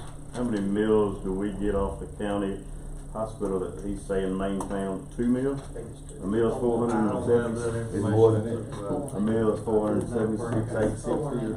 But now some of that land, Do you have a copy of the paid budget? off, that millage is supposed to drop. Well, it's gonna drop off, but I'm just saying, you could always come back with something else. You can say. I'm with you. But I think it's let- higher too. Yeah, I think it's full. we've got some growing pains. We've got developers beating our doors down to come in here and develop. We've got sewage issues. But we also, like Supervisor Trainer says, we can't forget about these people that live on these gravel roads that's been crying and wanting gravel roads paved for years and years and years. So I think we just need to, we've got avenues to go after funding for different projects. We just need to get it together and get prioritized on what we need to do. We need to do that sooner rather than later. Sooner, within the next week to 2 weeks, we need to have identified Yeah. everything we need to do. Yeah, but we also need to think about the reason a lot of our roads are getting in the shape they are is because our county is growing so much. And we have all these developers and stuff hauling in dirt, hauling in material, hauling in stuff on long trucks, and our roads are getting torn up. And we're getting no return, we don't have any bond on them, we have nothing coming in, and Yeah, we don't have the money to continue to. we're not enforcing it. We're not enforcing any of that, we're not enforcing any bonds, and we don't have the money to repair the roads that's been torn up. You know, they have the big potholes and, you know, and half the roads, you know, coming off the side with the big trucks coming down and taking that off. And we truly have a lot of work that we need to do and think about and set forth for our county, because the road situation's not gonna get any better. It's only gonna continue to get worse unless we get a grip on it. We've got to become more proactive than we I'm are. trying to understand, Supervisor Trainer's comment about keeping the millage on. And I think that's a good thing, not to take millage off, but to keep those millage on. Now, that doesn't have anything to do with the actual sale of the hospital or the money that's acquired as a result of selling the hospital. Now, we should be, in my opinion, we shouldn't be spending those funds. Though, in my opinion, those funds should be invested, and then, we should be able to, benefit from the investment yearly, from having those funds invested. But the millage itself could stay on and it'll still be generating funds. About $1 million a year. Yeah. I think by law, those mills. It's $4 million, Yeah. about $485,000. Yeah, come on, yeah, come on. We put that on 7,860 as a mill, but I'm saying that's 2 mills. I would like to make a comment also about the budget. I just thought about it. If you guys sign that contract, if there's a monthly cost, it'll actually roll over into the next budget, which you will only be paying out of this budget, March, April, May, up until October. So the whole 87,000 will not come out of the 24-25 budget. It'll roll over into the next budget because we only have a few months remaining in this budget once you sign that $87,000 contract. If you sign it effective March the 1st, then you have to count March, just the monthly payment. Yeah, so the Well, but we 87. don't pay by the month. What we would pay would be by the actual work done. 90 days. I thought you said it was 87. It's up to, but they will bill, they might not bill up to 87,000. Yes, that was my question when she asked, are we paying a monthly cost or just, oh, well. It's a not to Based on what exceed they amount. actually do, and then we get to approve throughout the process what they actually do. So we could manage that, how much they charge us a little bit. Yeah, okay. So what Maybe he's that's saying my is, misunderstanding. if these millage roll off from the sale of hospital, we'll have to vote to maintain mill on the books. To keep, and it's for designated roughly for the hospital. If a mill's 487, 86, coming off the top of my head, 485, you're looking a little less than $2 million a year. I think the way it's written is, once the debt is satisfied, that millage is supposed to roll off. It doesn't automatically stay on our books. We'd have to vote to put that millage back on. On something. You know, That- so- You go through the process. I understand what you're saying there. That would be the new But see, budget. but what I'm saying about the school district, see, the school is different. Yeah. See, we can't control them. They No, just no, gonna no, bring it school- to us and say, The well, school's look. already maxed out on their millage though. I We have to don't- vote for a referendum on I don't that. They're think so. 55 millage. I know, but they're on a different legislation. I think they tapped that on the. No, Hey, Rob, they on a different legislation. Rob's not wanting to talk. What? Is the school in Ottawa County maxed out on their meals? They've got, they did last year they voted to go up to, and I don't remember the number, whatever that was. They've been beyond that. But They've been beyond that. they've got about, is it 90 million? Where's my brain going with this? We're gonna, this high school issue has several dynamics at play here. Some of it's whether or not MSMS comes in, some of it's gonna be whether or not, what exactly we're gonna do. So, to your point, we're not at their max, other than the fact that they have already committed up to their max now. We haven't spent it, we just are up to it because they said that that's their intent. Does that make sense? So you're both right. We're saying that we're going up to that max, we just haven't done it yet. They voted last year to do that. So we still have more taxes coming for them. Correct. Oh, I feel comfortable in my opinion on this whole discussion with Ms. Collins is that I feel better today after this, just listening to CAO and everybody talk. If we could come up with some marching orders, if that's done through the PDD and the link, if that's just done us in-house coming through it and giving them something, because I don't want to sign, that's $8,700 a month and then not having any goals and objectives. So just something as a board, we'd say, hey, East Oxford Hall wastewater, high school education, anything, roads, bridges, but it's something like that. But I'll just tell you, you're probably going to lose me in about a 3-year contract. In 3 years, y'all land something. And if they land $2 million, then it's the best $160,000 we ever spent. I'm terrible. I say, where's my dad? Do you know the track record of this company? I mean, I'm sure We're looking at land something within the year. We're not waiting for 3 years. It's too much low hanging fruit out there. Did you meet this company? I mean, that's probably a bunch of, do you know? Right, I've been really known them for several years. Well, they are well-known, reputable. And I understand the dynamics of how the game is played. I mean, as far as you got that, people say, well, you got this group, you got that group. You need a team when you're trying to get things done. And so, like, for instance, and I guess I say over in the Pickering, they're waiting. They're waiting for us to tell them something. And we got these people. We got to tell them something so they can go to work. Tell them the same thing. Tell them the same objectives in here. Y'all. And I've never seen us do this, even going all the way back to when we had Federal Solutions. I've never seen us invest in these groups, entities, and not get a good return on our investment. I just haven't seen it. That goes all the way back to Longview Road. Man, that's a long way back. Federal Solutions. Well, I think we need all the help we can get. The more individuals we have out there working on projects, the better our chances are of being able to acquire funding that's necessary to be able to improve Ottawa County. So I'm gonna second Supervisor training promotion. And that is to utilize UHY to help with grant funding.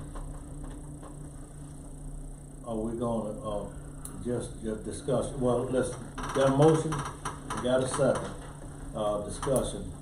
We're gonna prioritize the list in the meantime. That's part of my discussion. Are we gonna prioritize the list, or are we just gonna sit back and let them bring, what they think is a good opportunity, or? I think they need to know some history of the area. They need to know what to fight for. I don't know if that's not a site visit, but think it can be done with task of one of the CAA or somebody give them some backfeed on what happened out here and the reason there's an explosive growth in this county. And part of that reason is everybody's trying to move to Ottawa, and 40 to 50% of people that work 25 miles away want to live here. So there's a reason that we're under capacity on some things, and then to know if you're in DC trying to find us some grants, there's a reason we need this. It's not normal growth. I'll say that. And I spoke just the other night on all that this board's already done. I can't really go back further. I did use some of the Clearwater data from 2020 on, but this board has already closed out all the ARPA funds, bought motor graders, bought broom. I mean, I think you'd say y'all probably gotten a lot of equipment that you know, this board and County Lake and the county hospital and so, I mean, we're not afraid to do the right thing and grow and to combat that, but, I guess that's just, I would want them to have a list and know why they're fighting for what they're fighting for. And I hope they land it. But, you know, it's a fine line. We can't not do anything and let growth engulf us, not be able to handle this. That's part of what this comprehensive plan will do, help us dictate and direct, where we need to be focusing on. But at the same time, we need to make sure the taxpayers understand that we're being responsible with our tax dollars as we move forward through this. So we've got a motion by Supervisor Trainer, second by Supervisor Williams. Any other discussion? I'll say a 3-year contract.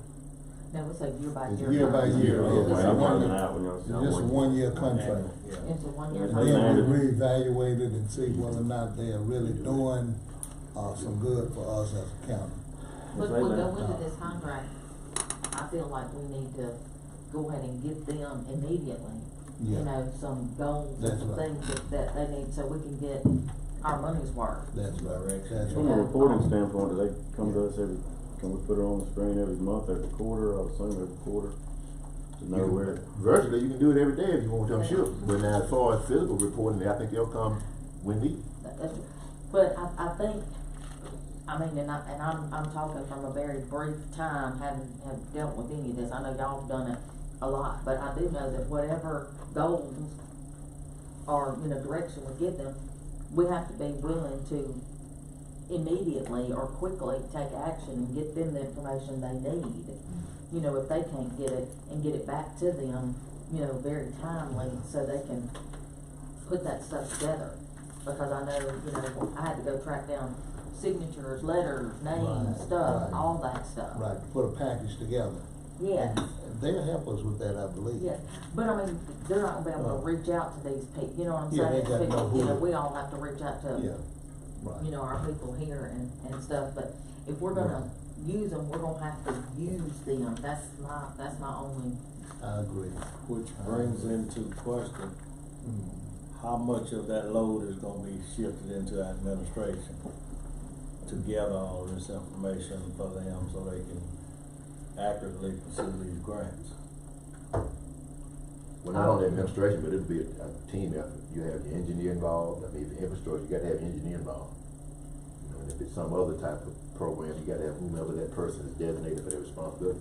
And it's gonna encompass us doing quite a bit because, you know, these NOFAs come out and anybody can get them. It's public knowledge. Yeah. But you know, you don't need to wait until 2 weeks before the deadline and say, well, we're gonna apply for this effort. I mean, these are things that come out, and I know we have a different administration, but some of this stuff comes out, you have enough time to apply. We get notices from the association on some stuff, get notices through NACO on some stuff. And so, you know, you gotta get on your Honda and get all this stuff submitted back. oh yeah, and it's gonna take a lot out of us because I've got a lot of those notices and I've read through them. And then I'll have to call Clyde or call, you know, somebody trying to figure out what we need to do to get the information. And it's a lot. It's not a little, it's a lot. Right, someone need to be out there doing that and gathering that information, for us. Well, I think we need to just make sure this board identify our priorities, and that way we can focus in on what we wanna do. Motion by Supervisor Trainer, second by Supervisor Williams, that we enter into an annual contract to be reviewed and renewed annually. Any other discussion? Did we ask for a monthly 1 year. Zoom, or what do y'all want to do, monthly, quarterly? Monthly Zoom. Monthly, during one of these meetings? Or at least a monthly update, where they send us Yeah, something. give us an update. Required monthly update or meeting, whichever we determine. With the monthly update, identified by the board. Can we set priorities on getting a list for a month? Right, so here, they have the life cycle approach that's in your packet where it talks about kickoff meeting and the strategies and all the opportunities. So it's got a timeline in here where you can follow that and kind of give you an idea. Because somebody will say, what y'all gonna do? Well, here it is right here. Or step-by-step process. Planning, you know, of course it's awarded if it's implemented in compliance and reported. You know, should we get awarded? So, All in favor? Aye. Motion passes unanimously. if it pleases the board, can we take a quick 5-minute break? Motion. Motion by Supervisor Williams, second by Supervisor Little, all in favor? Motion passes unanimously. One break at 5 minutes. Well, listen to time to a lot. No, it's recess.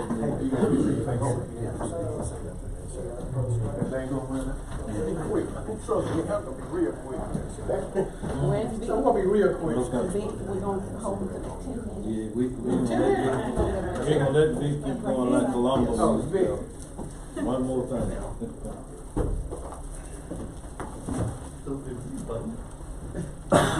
Yeah. We're going into an annual contract.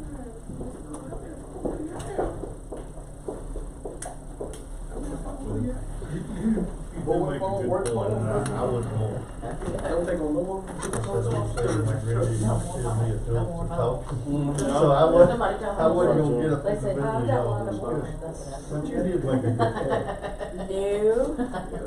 You got to keep all three of them happy. All the work rolls right back on top of it. Yep. And all they do is put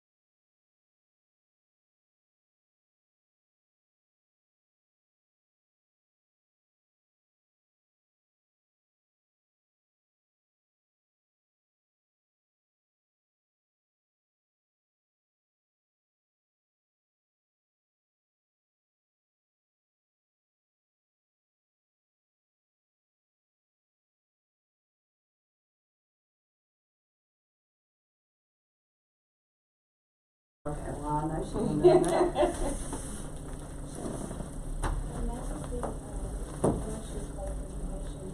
We get a green light for all.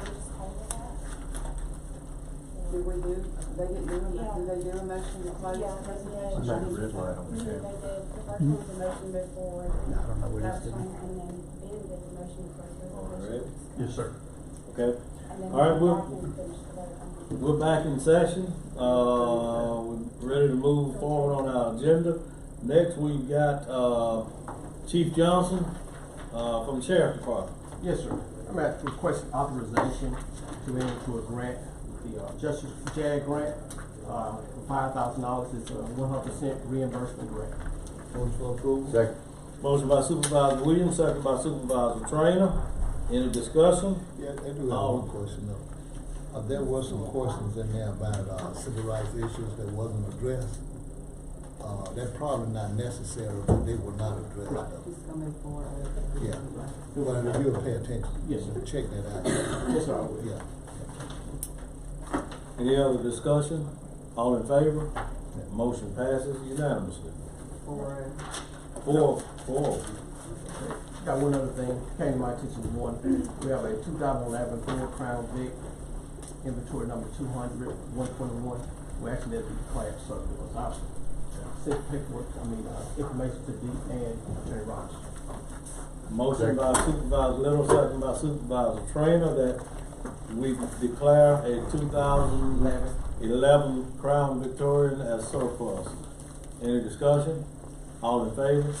Motion passes unanimously. Thank you, sir. Okay. Do we need to talk about the surplus on the house that y'all currently have? We're gonna get with you after the Before we- session. Okay, gotcha. Perfect. Make sure we're all on the same page. Next on the agenda, we've got our road manager, Mr. Collins. Good morning, sir. Good morning. Ain't gonna take but about 2 more hours. We said, you're gonna be up here by yourself. All right, y'all. He submitted. Bear with me, I run off and left some glasses this morning, so I'm using reading glasses. We're gonna pass these out first. we got it back. Yeah, I got one. But it's pretty good stuff. Alright, I'm gonna keep this going. Alright, this is just to, coming back with you for the dirt, for the, Got another one? I can pass this one over once I finish. This is just coming back for the dirt. You need to get approval to purchase dirt from, Mr. Montgomery for the amount of $225 a yard. And most of this will be used for the purpose of the, pads for the fire station. Did he go Well, I'm gonna tell you right now, you can't. Motion by Supervisor Trainer, second by Supervisor Little. Any other discussion? All in favor? Motion passes unanimously. You had to be on the board a certain amount of time. Yeah, well, it's been that time. It's been over a Been that year. time for him. It's been over a year. Yeah. Yeah, you can't divert that, do you? No, you can't. Oh, we don't need to say that out loud. Okay, next, we're gonna go through these pretty quick. Pass these out. Down on South Montgomery, we got a covered, well, we actually got one that we need to redo and do some work on, and one that we need to replace. And this is a quote for the covers for those 2 projects. Are these They cross noted- drains, cross drains or? Cross drains, yes sir. Yes sir, cross drains. I'm sorry for that. But those are cross drains. One repair, project 1 I believe is a replacement, and project 2 is a repair. So is all of this gonna be repair and maintenance work? Yes. Make a motion, we authorize it.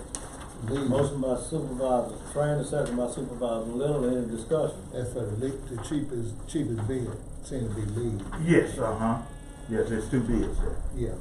And, Authorize, leads, precast.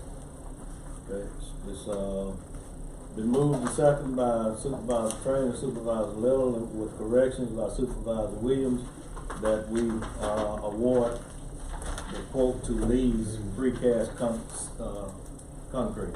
All in favor? Motion passes unanimously.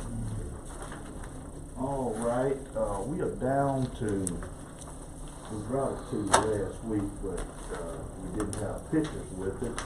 And so we're gonna start off by passing out pictures. We have some surplus property that we wanna get sold. And, let's see, that's mine there.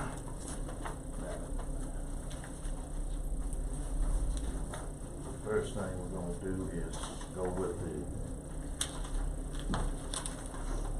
covers.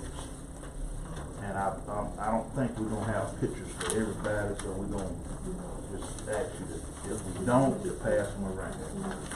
But, let's see.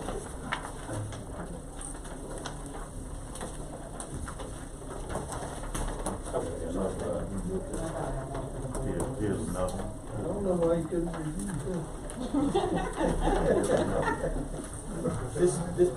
This is surplus? This can't be all of them, that's why I get these. No, that's, That's what they pulled out.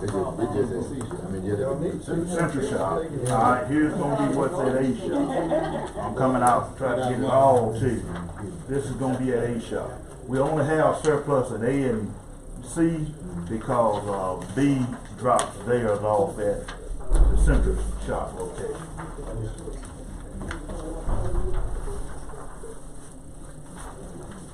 And C shop.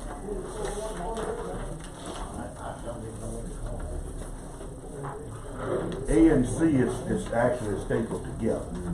There's a need. Alright, now you have, this is gonna be our surplus scrap metal. We have surplus at A, C, and then Central shop. Move approval. Second. It's been moved by Supervisor Carver, second by Supervisor Williams, that we declare, these old metal covers, as surplus. All in favor? Motion passes unanimously. We also say that we need to sell them Yes. in stock. What we'll have to do is, our administrator will have to get us a rate on it. We'll have to take, calls from 2 different vendors. And then we'll sell it to the highest vendor. So that, with y'all approval, then all he has to do is get me the vendor that's got the highest rate, and then we can get rid of it. Right. Supervisor Williams, you wanna make that motion? Yeah, a motion that we, declare that scrap and then sell that scrap to the highest bidder. Okay. It's been moved by Supervisor Williams that the surplus is declared as scrap metal, and then it be sold to the highest bidder. Second by Supervisor Trainer. Any discussion? All in favor? Motion passes unanimously. Okay, and here, I'm gonna let you all pass this around. I didn't get copies of this. This was running at the last minute this morning. But, and then once y'all take a look at them, if you would pass them over to, Rob. But if you, this is 2 different trucks, and I'm gonna let you pass and just make a circle with them. Those trucks we wanna, sell as surplus. One of them is an international truck that we used to use for a spray truck, and one of them is an international dump truck. And they have a serial number on there, so Rob can get, the serial number on it. That's just the back page of one of them. Need a motion? So motion by Supervisor Trainer, second by Supervisor Carver, that we declare these 2 vehicles as surplus. All in favor? Motion passes unanimously.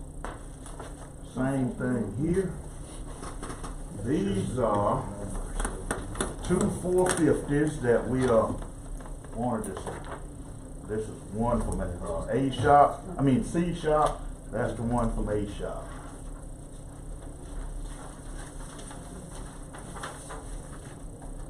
You want to declare surplus? Surplus on those two.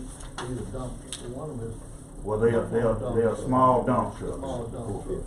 They don't have any life left in them? Well, yeah, they do. Got a lot from that. We just bought some new ones. Yeah.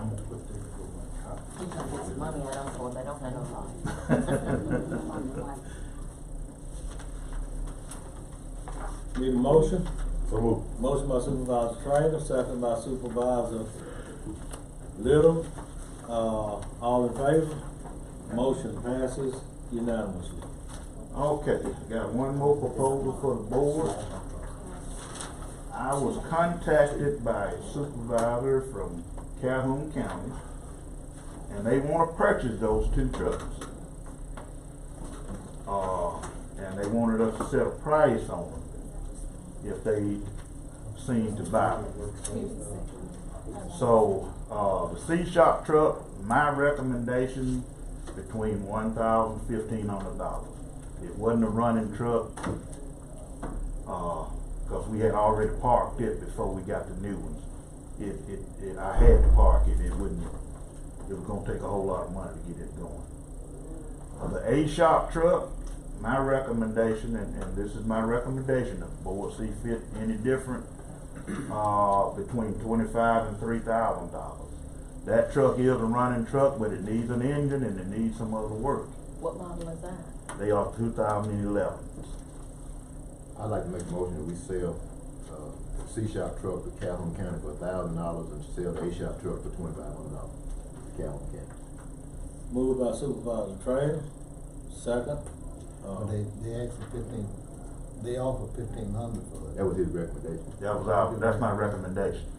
You want to adjust that in motion? Well, Let's do we try it for 1,500. Okay. Let's try 1,500. 1,500. You take cash? Look, when we selling, it's high, when we buying, it's low. Buy low and sell high. You did High that. as possible. I just don't need to give you the. So on the other one, what do you want to do about that one? He said between 25 and 3. Let's ask for 3. Okay, well, So, that motion is We can ready. always 3,500, negotiate. 15 for C. Time out, our board attorney. So we're talking about 4 vehicles. Two vehicles. The two small ones we were talking about selling. Yes, the two Fords. Two Fords. Do we have that? Two Fords, 2011. No, not county to county. We don't. Oh, county, yeah. Calhoun County. Calhoun County. We're motioning to sell the C shop Ford for $1,500 and the A shop for $3,000. Yeah. Okay, so the first two, the numbers I got pictures were the international spray truck and the international dump. Those are scrap. Those are surplus. No, they're going for surplus. Sorry. They are going to the sales. Are you clear? Yeah. He's talking about these two trucks right out here. Sell. And the serial number should be on the top of the page, yes. Alright, sorry. Yeah, I got it. I just want to make sure I'm correct.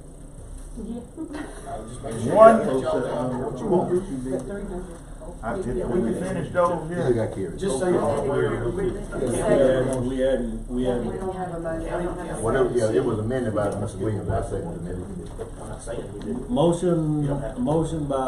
Amended motion by Supervisor Williams that we amend the motion from $1,000 to $1,500 for the C shop truck and $3,000 for the A shop truck. Any other discussion? All in favor? Motion passes unanimously. I second. Okay, one of the, Who was the first? I'm gonna pass these out, and then once everybody get them, I'll explain to you what they are. And this is a proposal from them to the board.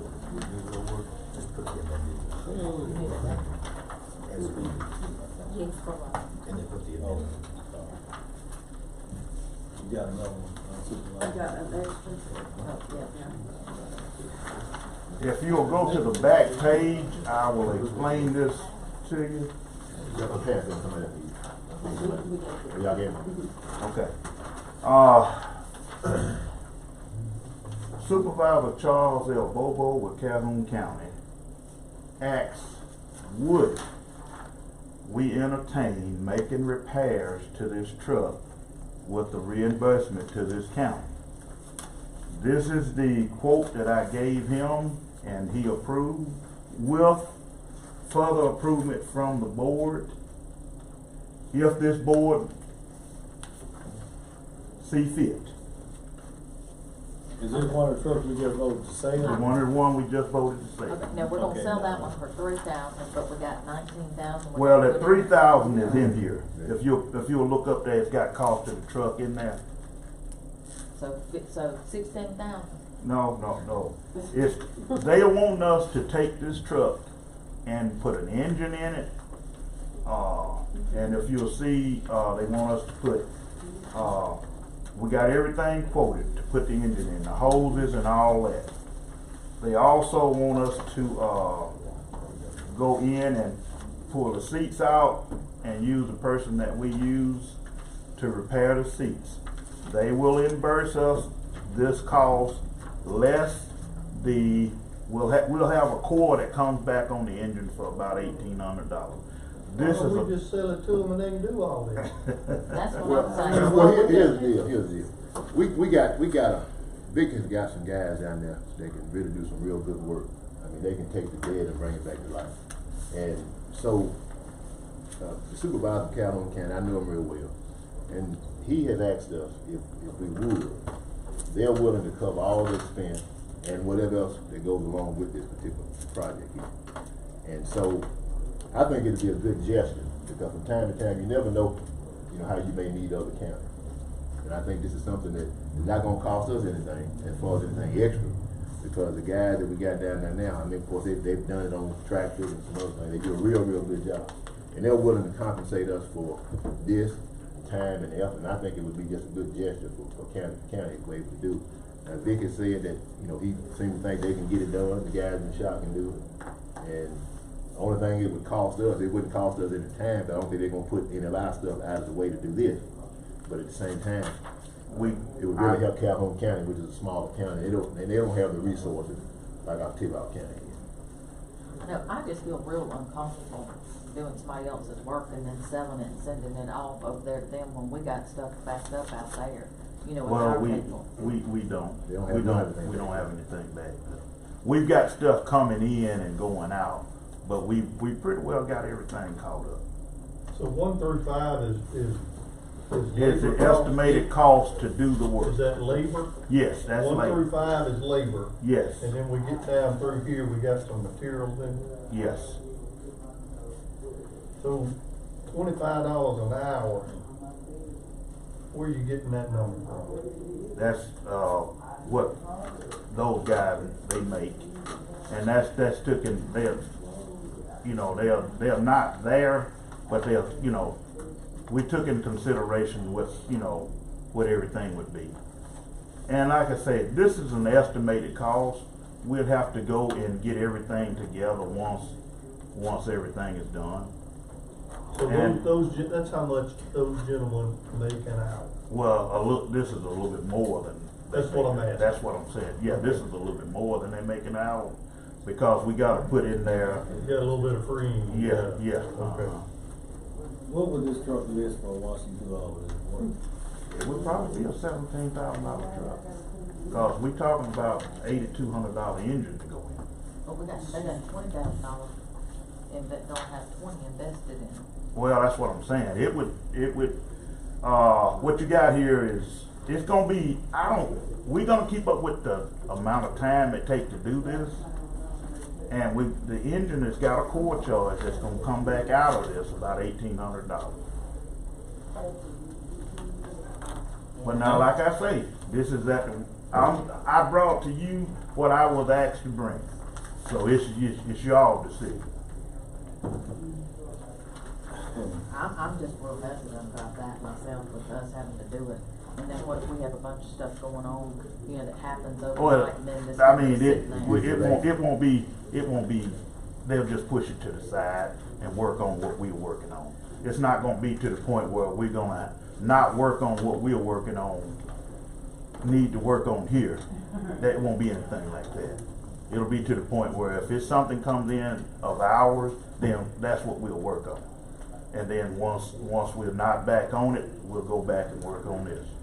Mr. Collins, I understand the gesture that the supervisor trying to say. But why would you even want to submit yourself to this? Why wouldn't you just sell in the truck, let them get it fixed? Something starts going wrong with the engine. Well, we need to bring that truck back up there and y'all need to check That's, this. and that's the reason I brought it to the board. Well, my thinking is just the opposite. What if our Tippah County get in a jam and we need Calhoun County?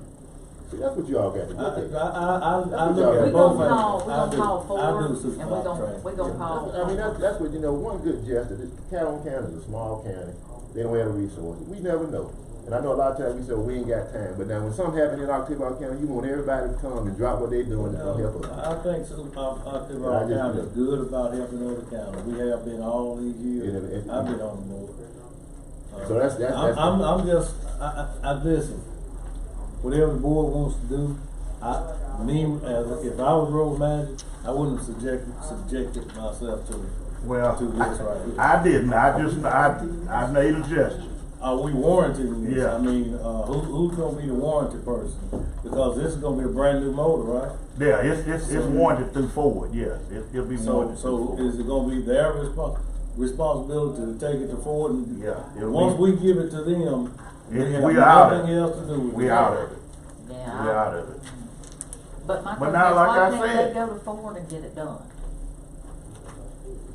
Why they gotta go through us? Well, I mean, go through us. I mean, that's the bottom line. It's cheaper for us to do. I can't imagine how much cheaper. It would be cheaper for us. I mean, we got all this on here from Ford, and then I'm looking at this $25 labor and all, they got a Ford dealership up there. In Houston and stuff. Yeah, it would be cheaper for us to do. And we got some guys that do. We got some guys that do showing up good work. And I'm gonna be frank with you. Well, this work, you might well keep it. If we gonna do all of this, Well, I mean, brand new engine, brand new Well, I was gonna say, paint why they all job, sit brand new over there? upholstery. Yeah. If we gonna do all of that. Like I said, this truck was valued $25,000 truck when you get through doing this now. Yeah, I think. I'm just. hesitant about that. well, I did what I was asked to do.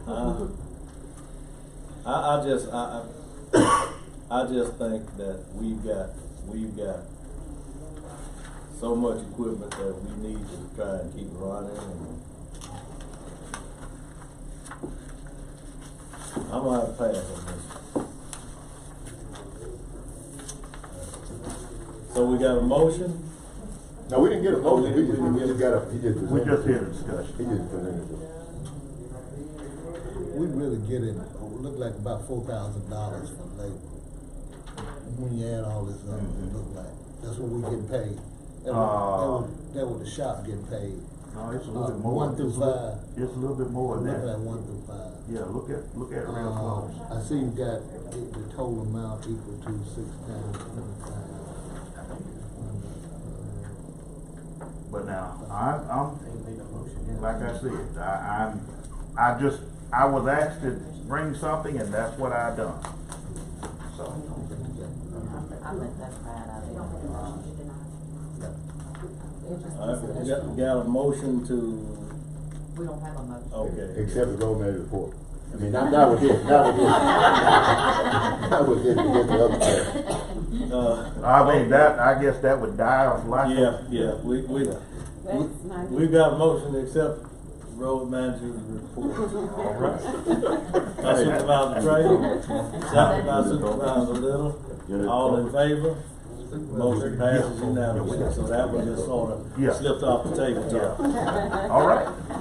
You wanna do culverts now, or you wanna? Yeah, oh, I'm sorry. I'm sorry. Oh, that's fine.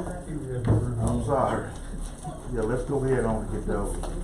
I got a gonna be another development in the county, but it's Crossing Security Solutions. Mr. Lee Skinner comes in, needs a culvert extension and another culvert, so he said he'll pay the difference or whatever, but I think he might have called you Friday. I'll give you his name and number right now, but,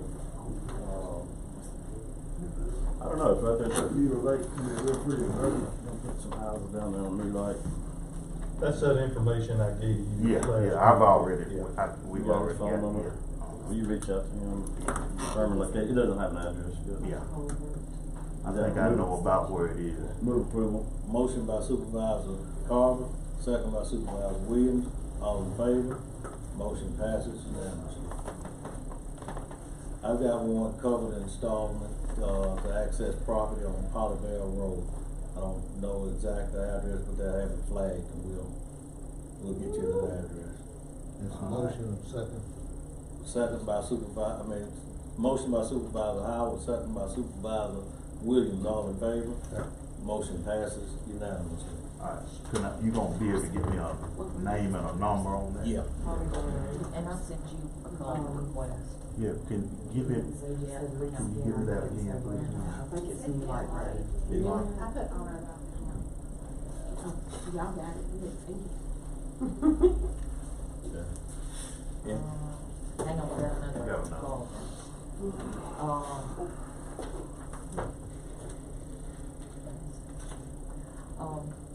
Cody Fulton, he needs access to his property on Maiden Circus Road, so he needs a call. Motion by Supervisor Little, second by Supervisor Carver. All in favor? Motion passes unanimously. And his number is 662-418-6221. Cody Fulton.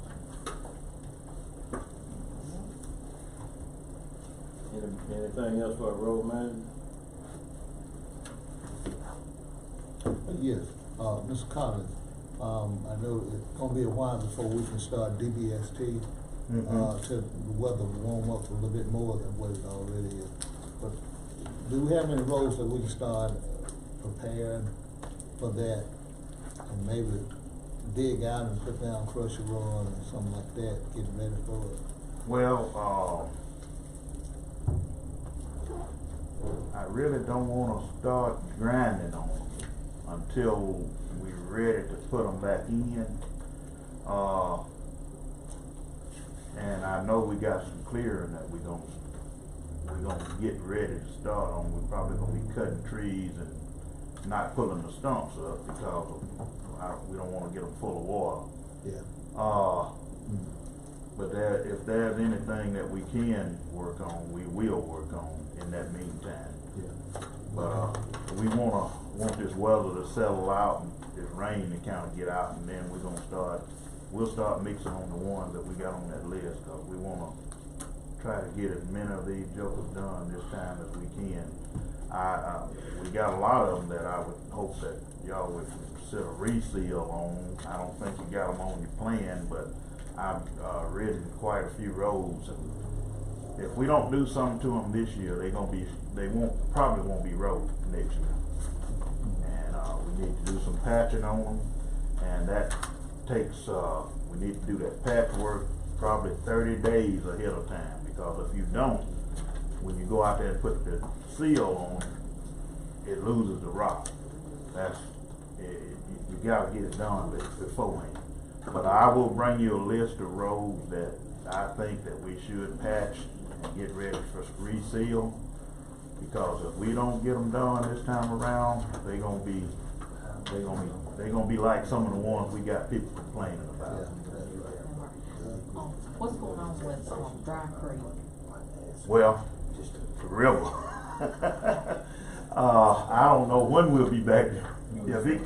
Right now the water is up, and ain't nothing we can do. We went in there and got it dug out, and I thought I was hoping we was able to go ahead and get that fixed, but right now the creek is up down there.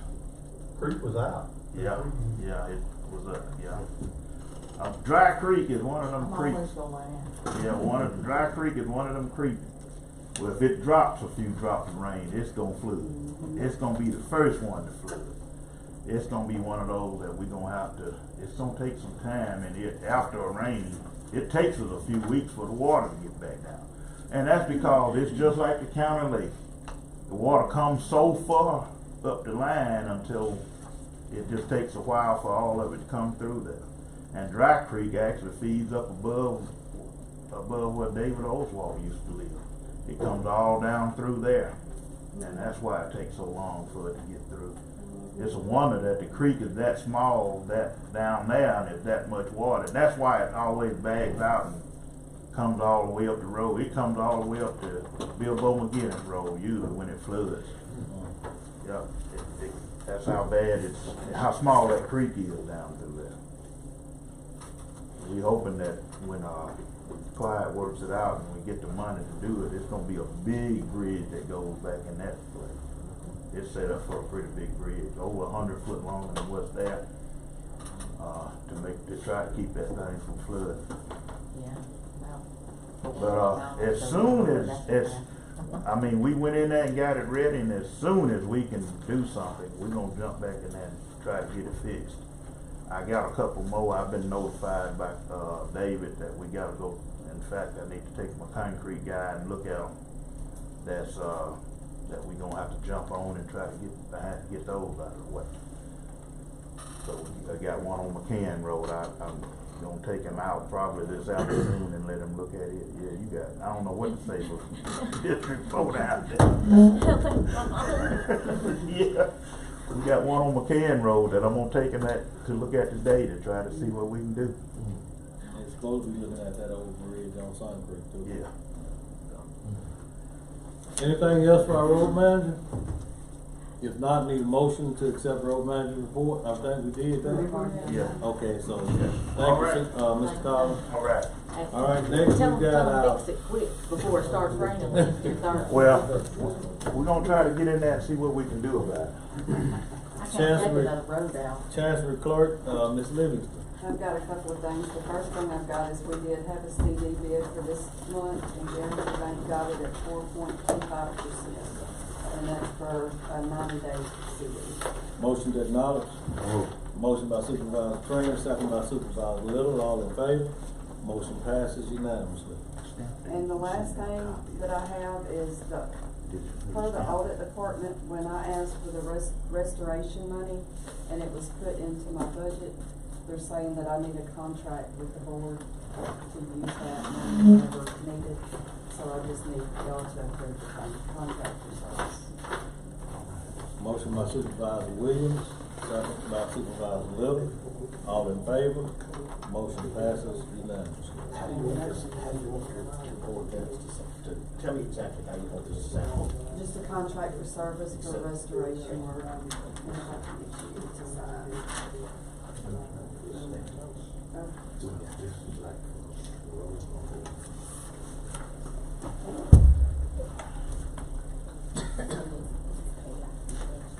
It's in the budget. We put it in the budget. That's it? That's it. That's all I've got. Okay. Next we've got, County Administrator, Mr. Carter. Hey, good morning. Good morning. Just a few items. I hope we can get through them pretty quick. Last month we talked about, we were saddened by the passing of Mr. David Oswald, longtime member of the Board of Supervisors. You mentioned that you wanted to pursue doing a resolution for Mr. David. I have in your packet a proposed resolution. Make a motion, we accept the resolution. Motion by Supervisor Trainer, second by Supervisor Little. All in favor? Motion passes unanimously.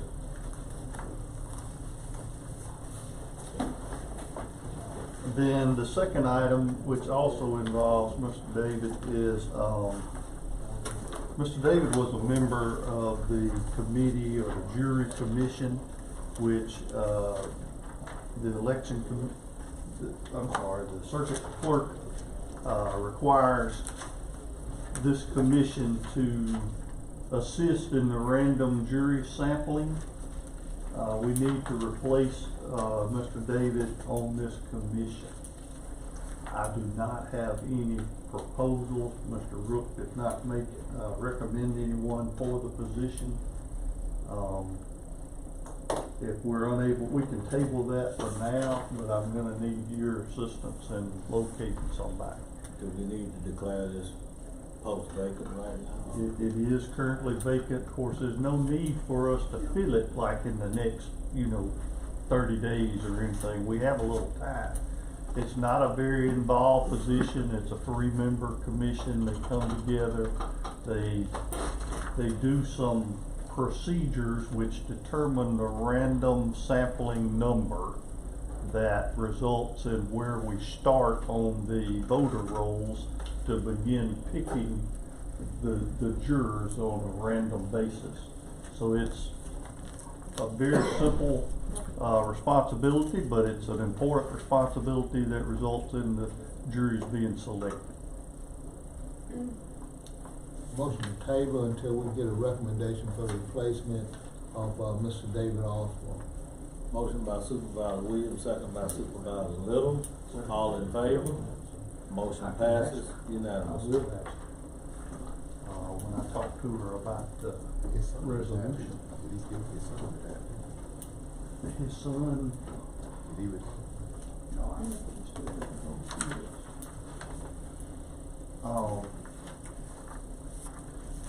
Next item on my report is last meeting the board approved entering into an agreement with Architectonics to work on this small building that we have to the east of the courthouse here. In your packets is the agreement. So just I wanted to give y'all an opportunity to review it for form and legality. Rob, I'm hoping that you've had an opportunity to look at it. It's basically a standard contract. Yeah, it's very standard. Second. Motion by Supervisor Little, second by Supervisor Trainer. Any discussion? All in favor? Motion passes unanimously. Item number 4 on my report is an interfund transfer. Motion by Supervisor Little, second by Supervisor Trainer. All in favor? Motion passes unanimously.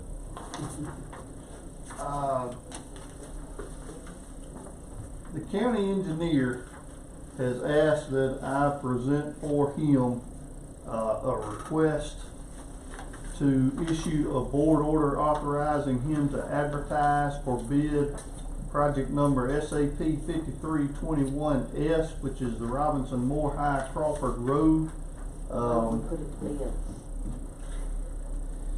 Motion by Supervisor Little, second by Supervisor Williams. Any other discussion? All in favor? Motion passes unanimously. I had a gentleman come by my office. His name is Rudy Watkins. He's from the Path Company regarding an energy savings study. This is something that was working prior to me coming on board.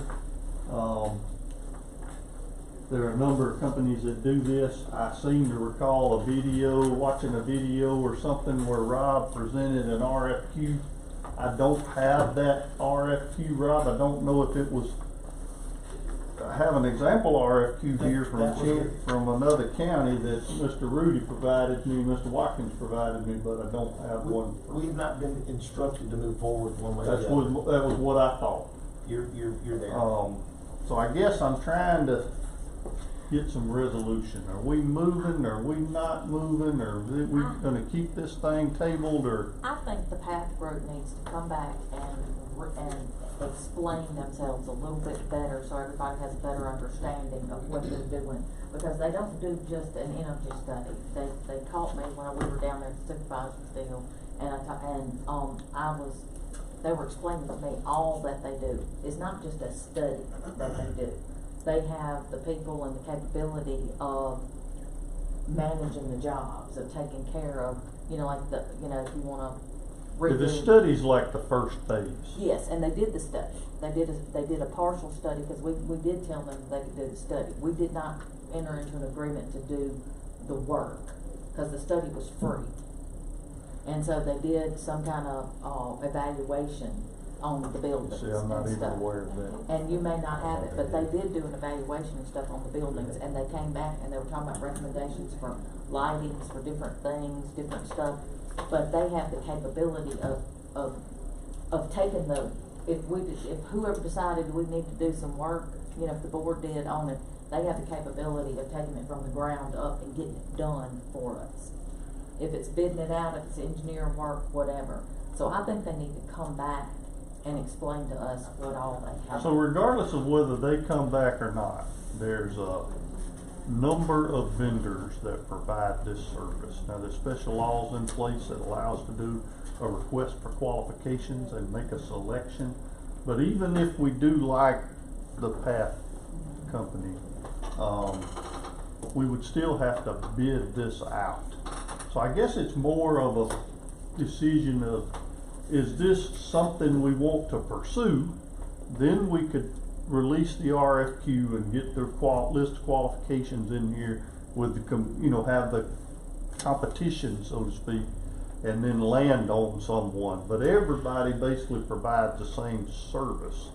So when you say have Path come back, I don't know Well, I was just saying, I didn't know if beneficial that everybody- would be, or Well, that's what I'm saying, I didn't know, because somebody, I'd heard it before, well, Atmos does this, or Floyd County does it, but there's they a don't. number of vendors that provide this service, and there's some special laws that allow us to use an RFQ, a request for qualifications. And so I guess what I'm asking this board to do is tell me, do we wanna do the RFQ? Or do we want to vote not to do the RFQ, so that because these are pretty high pressure folks, right, and they pressured me pretty hard, because we've kinda led them a little bit. So if the answer is no, then I'll tell them no, and until y'all tell me y'all wanna look at it again, I won't let these folks come back and worry anybody. Now, for clarification,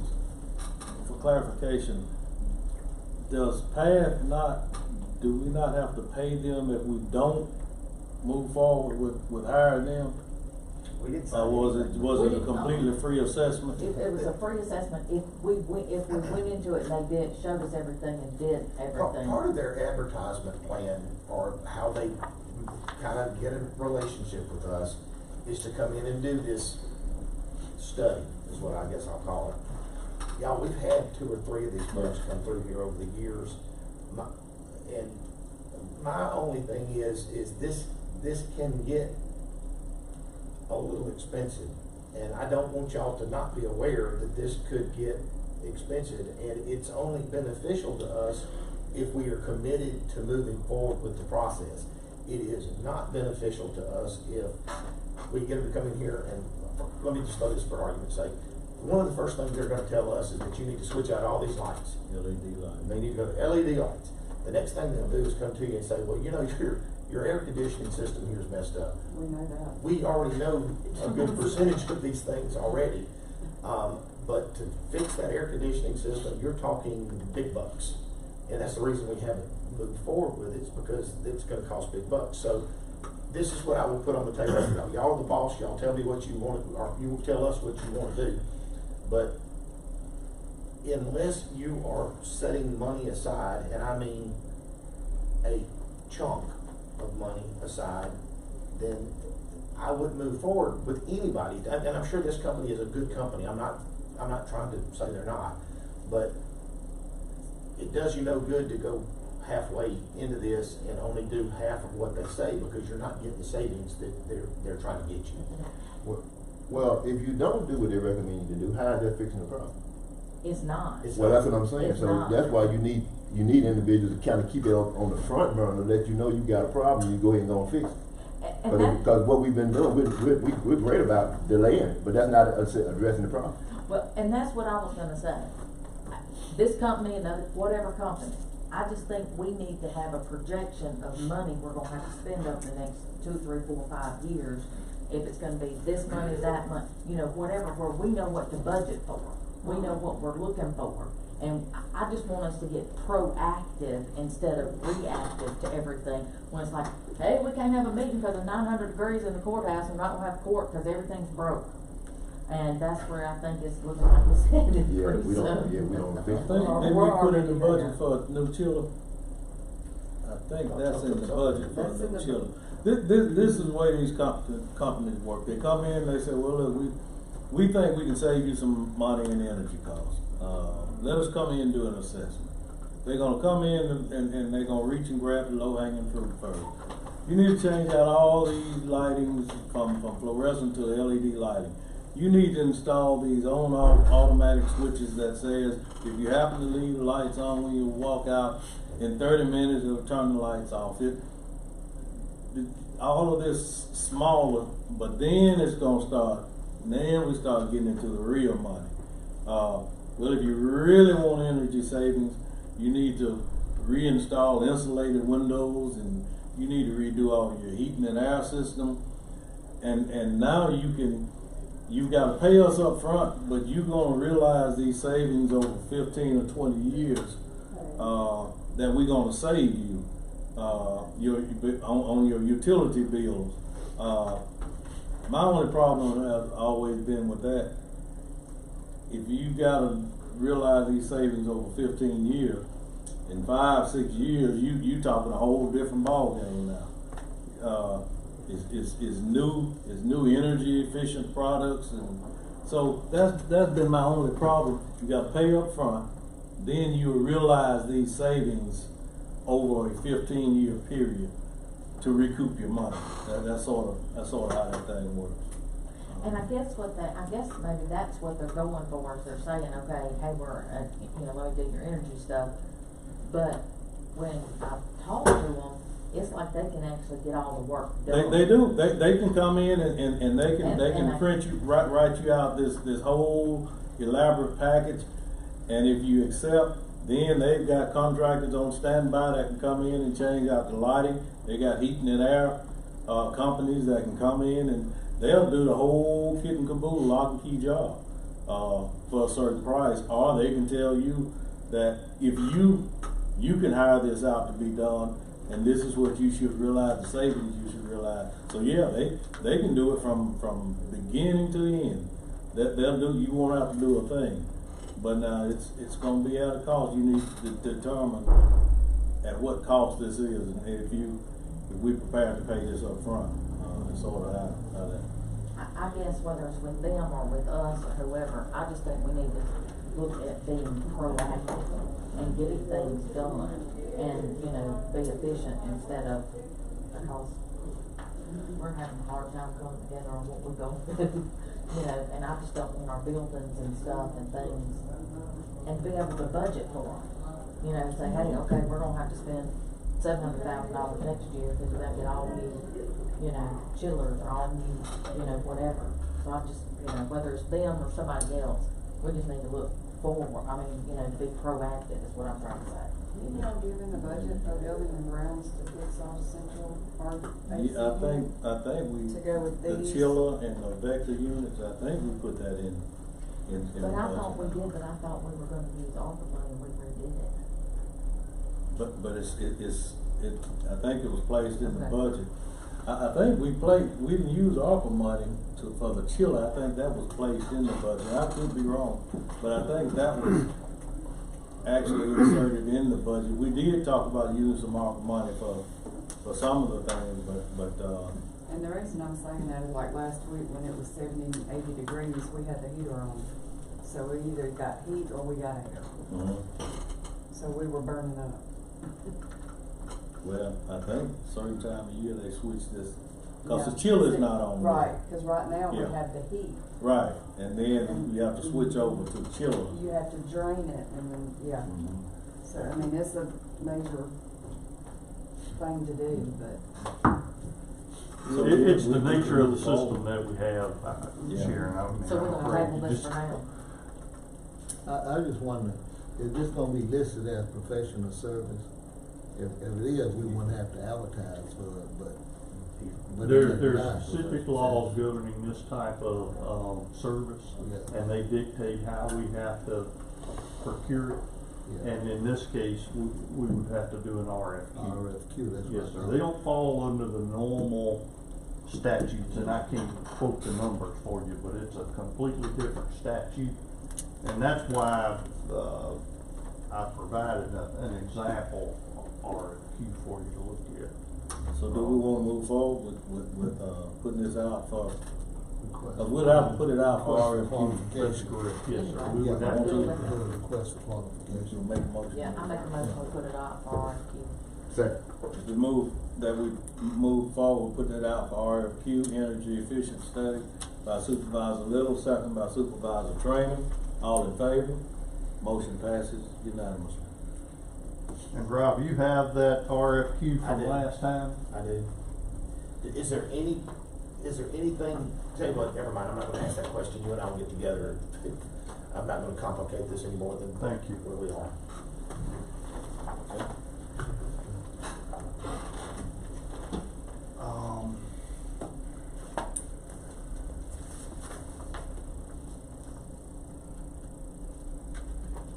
Paying invoices. I have, invoices from 3 different organizations. I have one invoice from Raymond James in the amount of $15,000 for the monthly advisory fee.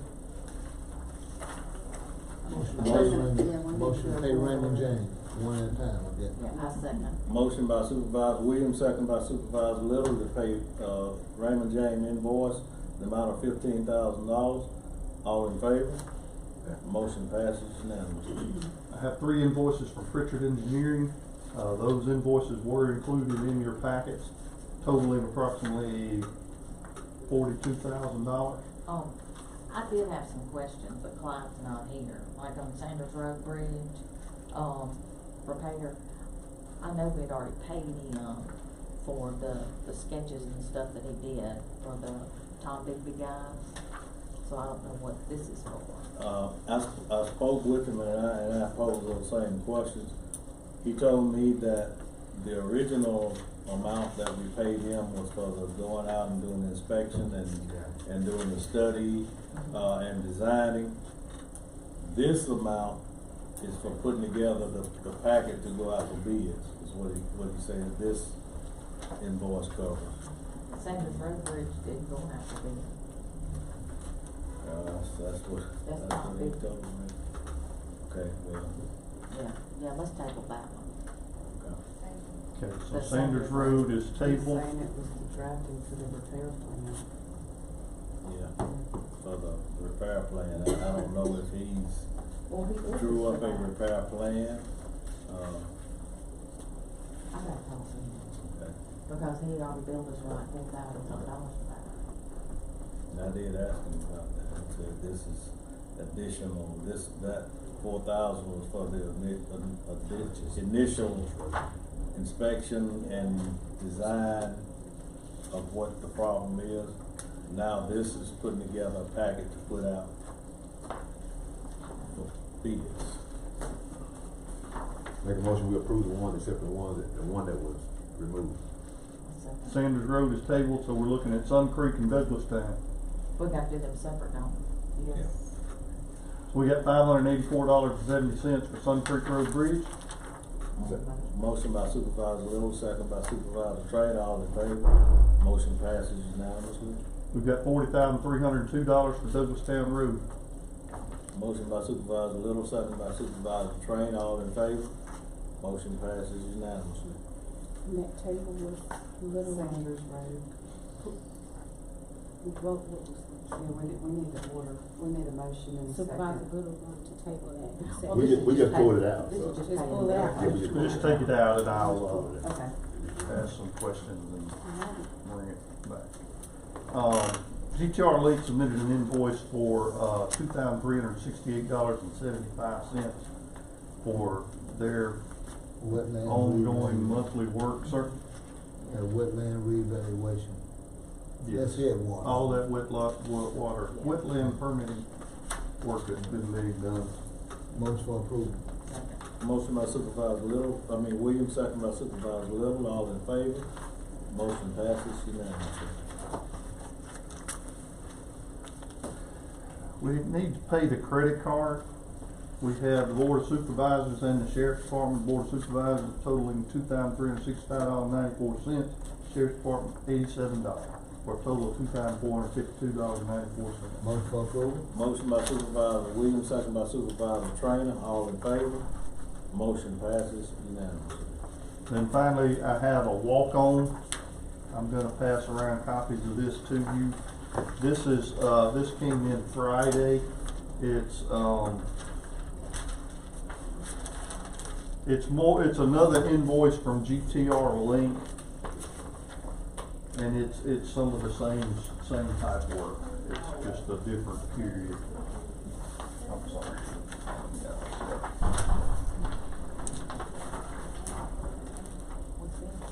It's coming around. It's just another GTR Link invoice for the same type of work. It came in on Friday. We need a motion to pay this invoice. Motion for approval? Motion by Supervisor Williams, second by Supervisor Trainer, all in favor? Motion passes unanimously. Finally, well, not finally, I do have one item here at the end.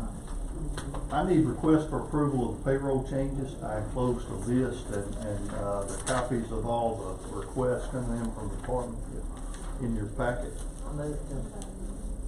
Motion by Supervisor Little, second by Supervisor Trainer, payroll change, approve payroll changes, all in favor? Motion passes unanimously. And then I have one final item that I'd like to bring up to the board. I received a call from the Boys and Girls Club. I'm trying to think of the lady's name. Not relevant necessarily in that they get money from us each year. I think it's, Dee, can you help me remember, $145,500? The Boys and Girls Club? Yes. The budget went up this year. Paulette Ferguson, I think. That's a good, thank you for that. Yes. Ms. Paulette Ferguson called me. We provide them funding each year for, we believe $150,000, certainly right in that area. They used the funding that we provided to them last year to purchase some transportation assets. And they want to take the opportunity in March to come to the board and have a reveal. In other words, they want to say thank you. They want to show us the assets that this board provided funding for, and just kind of have a little bit of an event, a thank you event. I thought it might also be a good opportunity for us to provide them the check for the current year's funding. And then you've already paid them? Okay. We can do a thank you. That wouldn't be That's right. But the idea is that they want a little bit of publicity, right? And it'll be a good news event, and it'll also give this board an opportunity. So with your approval, I'll do the coordinating. We're looking at the meetings on March the 3rd, I believe, is when that first meeting is. I'll do some coordinating with Ms. Ferguson, and we'll get some things lined out, and I'll have some additional information on how we're going to do it all as the meeting gets closer. Motion for approval. Motion by Supervisor Williams, second by Supervisor Trainer, all in favor? Motion passes unanimously. So to your questions, that concludes my briefing. Yes, Rob? And I apologize for asking this now. There should be an invoice from an attorney's office that while I was gone or sick, that they sent in. Have we had a chance to have we paid that? I thought we paid that. Okay. Which one are we talking about? What's his? Chris. Yeah, Lammer. we've already paid it. Yeah. All right, never mind. That's I'm when you was catching up out on my with email. your neck surgery, because I remember. You're right, you're exactly right. Yeah. When was this? Before your time. This was before your time. Okay. That's the reason I was bringing it up, just to make sure I didn't. It was Like, before you. man, I don't remember this. Anything else by county administrator?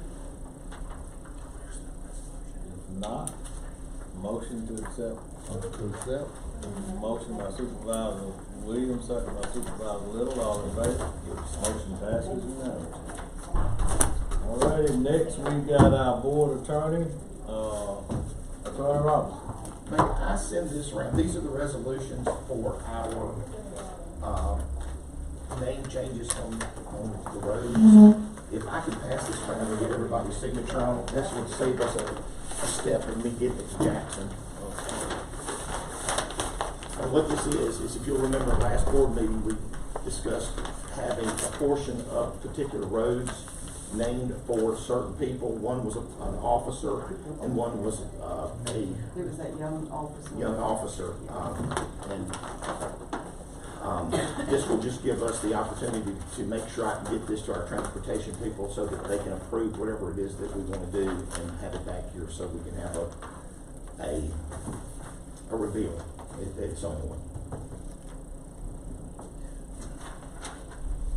So do we need a board order for that? We just need to get a sign. We've already got it. Okay, alright. This is just the resolution I'm trying to get back. Do we need to use the same pen? It doesn't matter. Just, here, I will send that around and let anybody that wants to. Let's see what one road on that. These are the front pages. I've got to fix something on one of them. Yeah. If everybody will just remember, April is, Appreciation Day for staff. I would really love for us to get together, I know we've talked about it, to do something for all the employees of the county. It's also National County Government Month, so that will be working well. And then I think, the sheriff and EMA, they did, some type of community event in that month too, so it would be good to coordinate all of that. I think it would be fine. And I do know there's always been the question of how to finance, that. And so, Mr. Attorney, just give us some options on how we can go about to try to see if we can put something together. To finance To have a meal, like, even if it's grilling hot dogs and hamburgers, just like a family day. That's what I was gonna say. Yeah, like a family day. I mean, if we have to, we can do it on a Saturday so that everybody can be there. It's just something friends and or employee and families day. Time book copies. You want to chair a committee? And I wouldn't mind serving on the committee to kind of take the lead on it. I will. Do we know what? Tell you what. The last one we did, Monica done it, and that's why I would like for it to come back. There's two options we have. We have an option that we can do whatever we want to as a board, and each of us, and I will gladly donate to this as well, but we can donate money to it that way. The question I have is whether or not we can do it out of public funds, and that's gonna be a different question. If you can find that out, and then that way we can go. How much are we talking about, do we though? Because that may give us a pretty good indicator. If we're only talking $300 or $400, I mean, that's an easy, we can figure that out easy. More than that for all county We think of all the employees. county employees, and if we bring the families, so. Let's just talk, you and I talk about what kind of money we're talking about. Anybody else wanna volunteer to be on? I won't be on it, but I will Okay, do you wanna whatever help they me on want. that? Okay. You're part of the, you can put me on the payroll. I know Dee's got too much on her plate, so I'm not gonna let her do that. Well, I can put the county administrator on there too, so he can I help. serve at the pleasure of the board. Well, by virtue of the fact, we all on the committee, whether we know it or not. Yeah, we're all on it regardless. I just think it would be nice. I Yeah, mean, we we haven't do. had, we had a big one at, the Sportsplex right before Monica passed away, and it was a good turnout. Yeah. Listen, I don't think we'll have, once we have a budget, I don't think we'll have trouble Well, getting. we can do it like we did that day. The county office was shut down for about 2 hours, and everybody went to the Sportsplex. And we all had lunch. So. Now, was this safe room? Yeah, pre-safe room. Yeah, They got it's the a safe pretty room. safe room. Yeah, we had it at the gym at the Sportsplex. Okay, so you all coordinate that. We've got, doing supervisors meetings. I think we've talked about identifying some projects for our next board meeting to present. Well, if you can remember in your email, I think you've had it, I did have some discussion with Jeff Ballweather in Pickering, and about an opportunity out there for a planning grant involving Crawford Road. And with the conversation I had with Jeff said if that's a priority of the board, the only thing we'd have to do is just pass a resolution and go ahead and submit that. And then also in that email thread, there was a possible resubmittal of the Bluff Lake Road for the Rural Tribal Consistency Pilot Program. And he said that if we wanted to pursue that, the only thing we just need to do is just pass a resolution. I thought that was a flat. Well, flat. Yeah, Okay. federal land, access, right, federal because land it was the Bluff Lake there. Right, federal land. And that's why I didn't put that in there, because it was a different grant, and we already had that identified. And so I will assume that what y'all had discussed was we were gonna reinitiate that flat. Right, that's it, if the board wants to do that, so. And I'd like to make an addition to this, for the Center Grove new well, for Center Grove, Water Association. And I know that old Highway 25, part of it's yours, Mr. Joe. We're fixing to do some major work and repair down that road. And it's gonna be exceptionally costly down there. I don't know how we're gonna go about getting. Old Highway 25. Old Highway 25. How we need to go about getting the money for it, because I know we don't have money in the budget for it.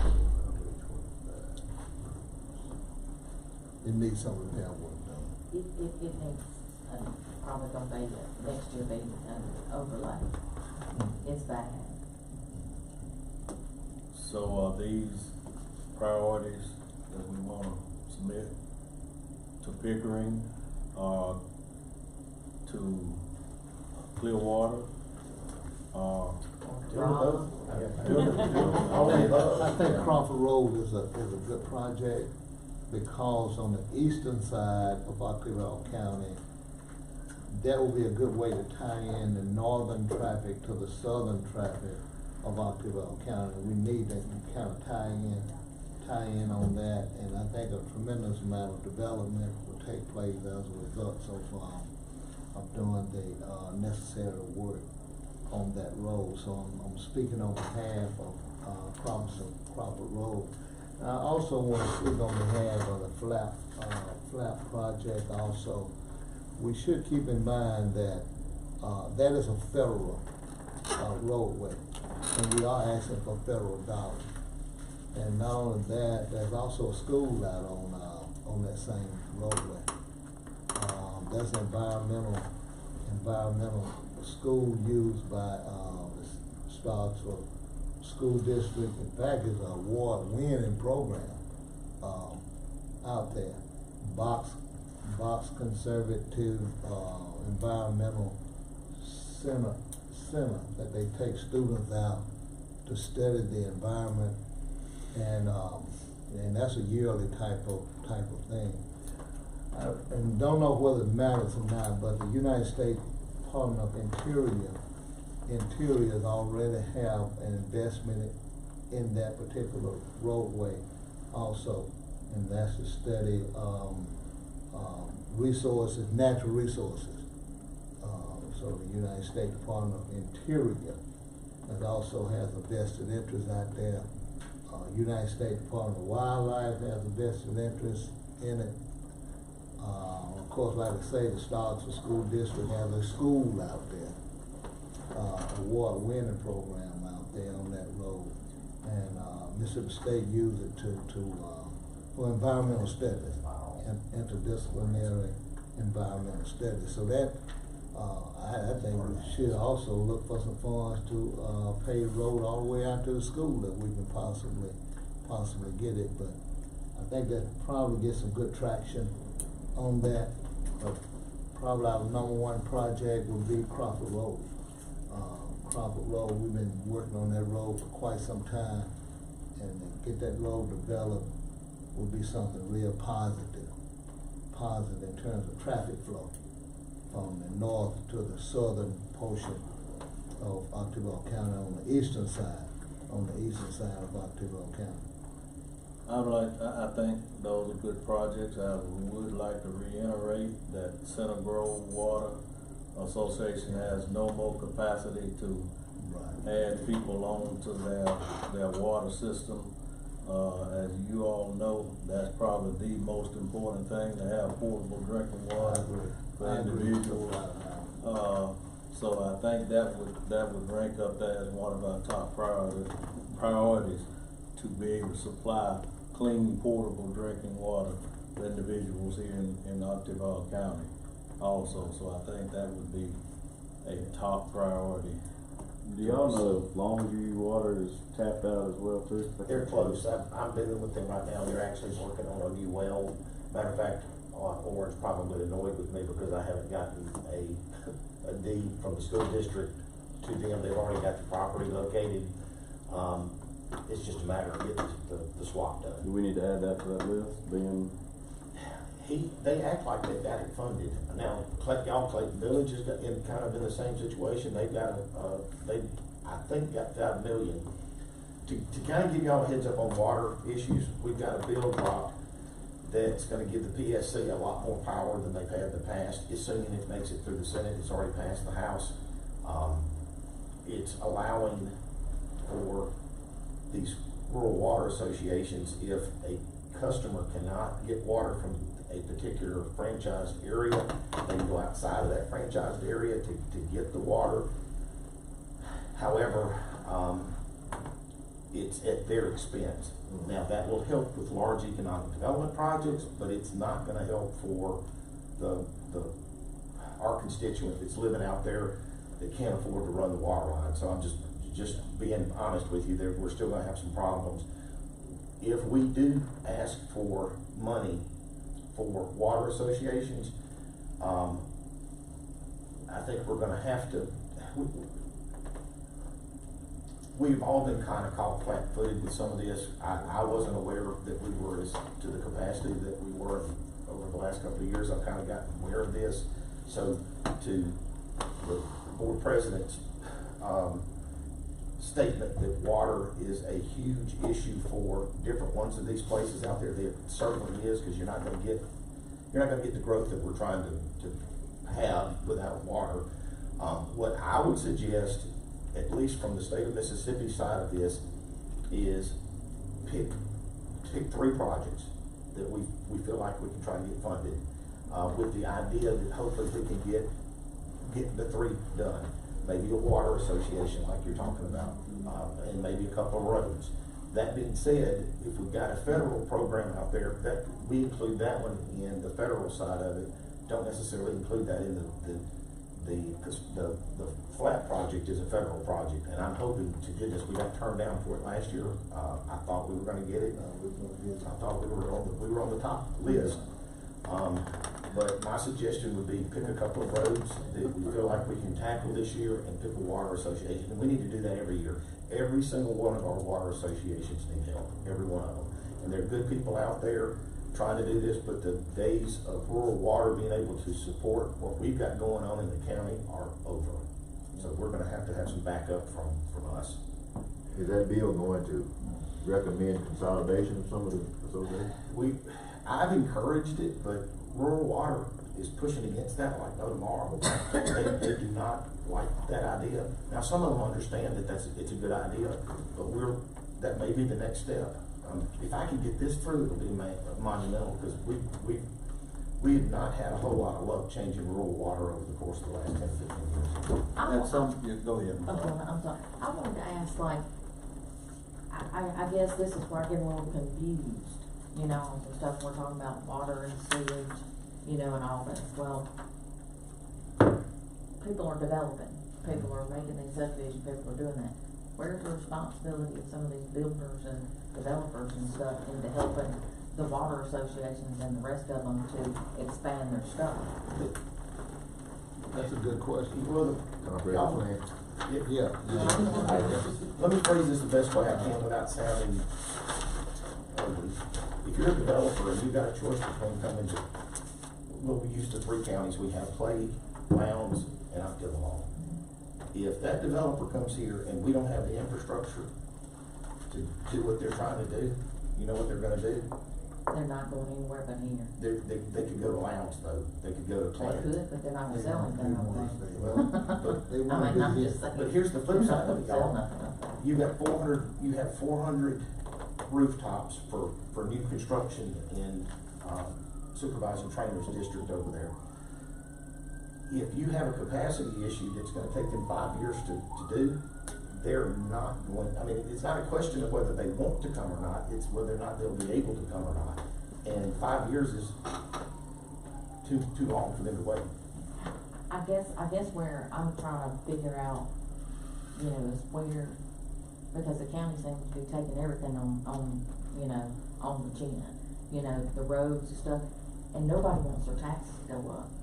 I mean, most of all, you know, I don't want any more taxes.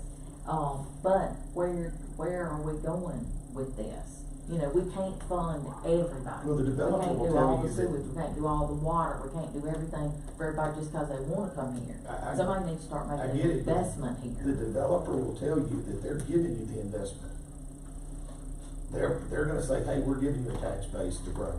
But that tax base on a $50 million project is, I mean, they can have 500 houses and pay it for the next 50 years and we're still upside down. Well, And some of them don't even wanna pay a water bill. ain't that the truth? Correct. You have to just about fight them to get them to pay the water bill. Some of them, we're gonna have to do something with our rural water to help those groups.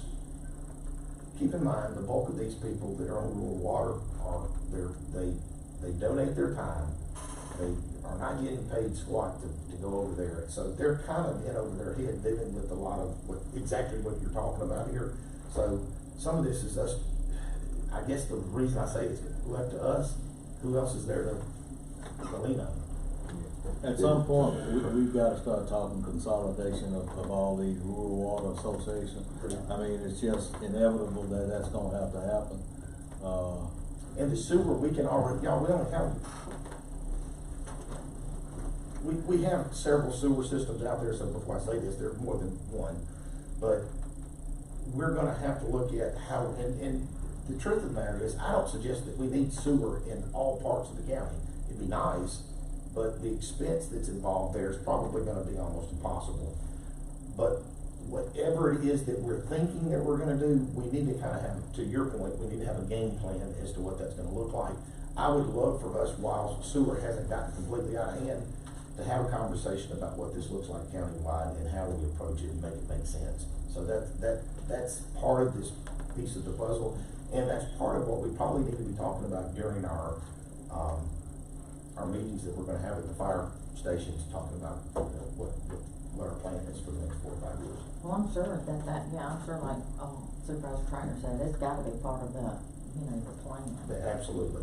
I think it would be foolish of us to do anything other than If it's that. anything like the one we got in 2014, it was a lot on data, it was long on data and short on planning. You know, I don't know what we pay in Slaughter and Associates for, but I'd like to see a little more plan recommendations. Well, I'm hoping they're gonna bring them some. Just a question about it, and I understand, that's good. More plan. With the rural water bill that is being discussed now, someone can select to, get water from another water association. At whose expense? I didn't understand that part. At the person that's asking for it. Okay, right, person asking for it, yeah. Yeah, I'm not trying to put the rural water can right, afford they can afford it. Can afford that. So we're trying to give them another option, and on top of it all, if there is in some way, shape, or form, the water association thinks that they're not being treated fairly, they can appeal this back to the PSC, and the PSC can make a decision as to whether to allow that customer to leave or not. So there is a piece of that puzzle that keeps this from being abused, I guess is the best way to put it. So on the federal level, it sounds like Crawford Road may be the number one project. But we need to identify a couple more just in case. On the state level, it sounds like portable drinking water might be our number one ask. And identify a couple more. And will we have these ready for our next board meeting to make sure we clarify that these are our top priority, ready to present? In the meantime, we can also be brainstorming about some other things that might be important. What's the next step on the county lake? We had that public hearing, the county lake, I mean. The next step on the county lake is to have a meeting similar to how we've handled the hospital, executive session meetings to discuss and bring us up to speed before we actually set the public hearing. So sort of the exact same steps that we're using for the hospital. We should be ready for that executive session meeting here in the next couple of weeks to hear an update on that recommendation.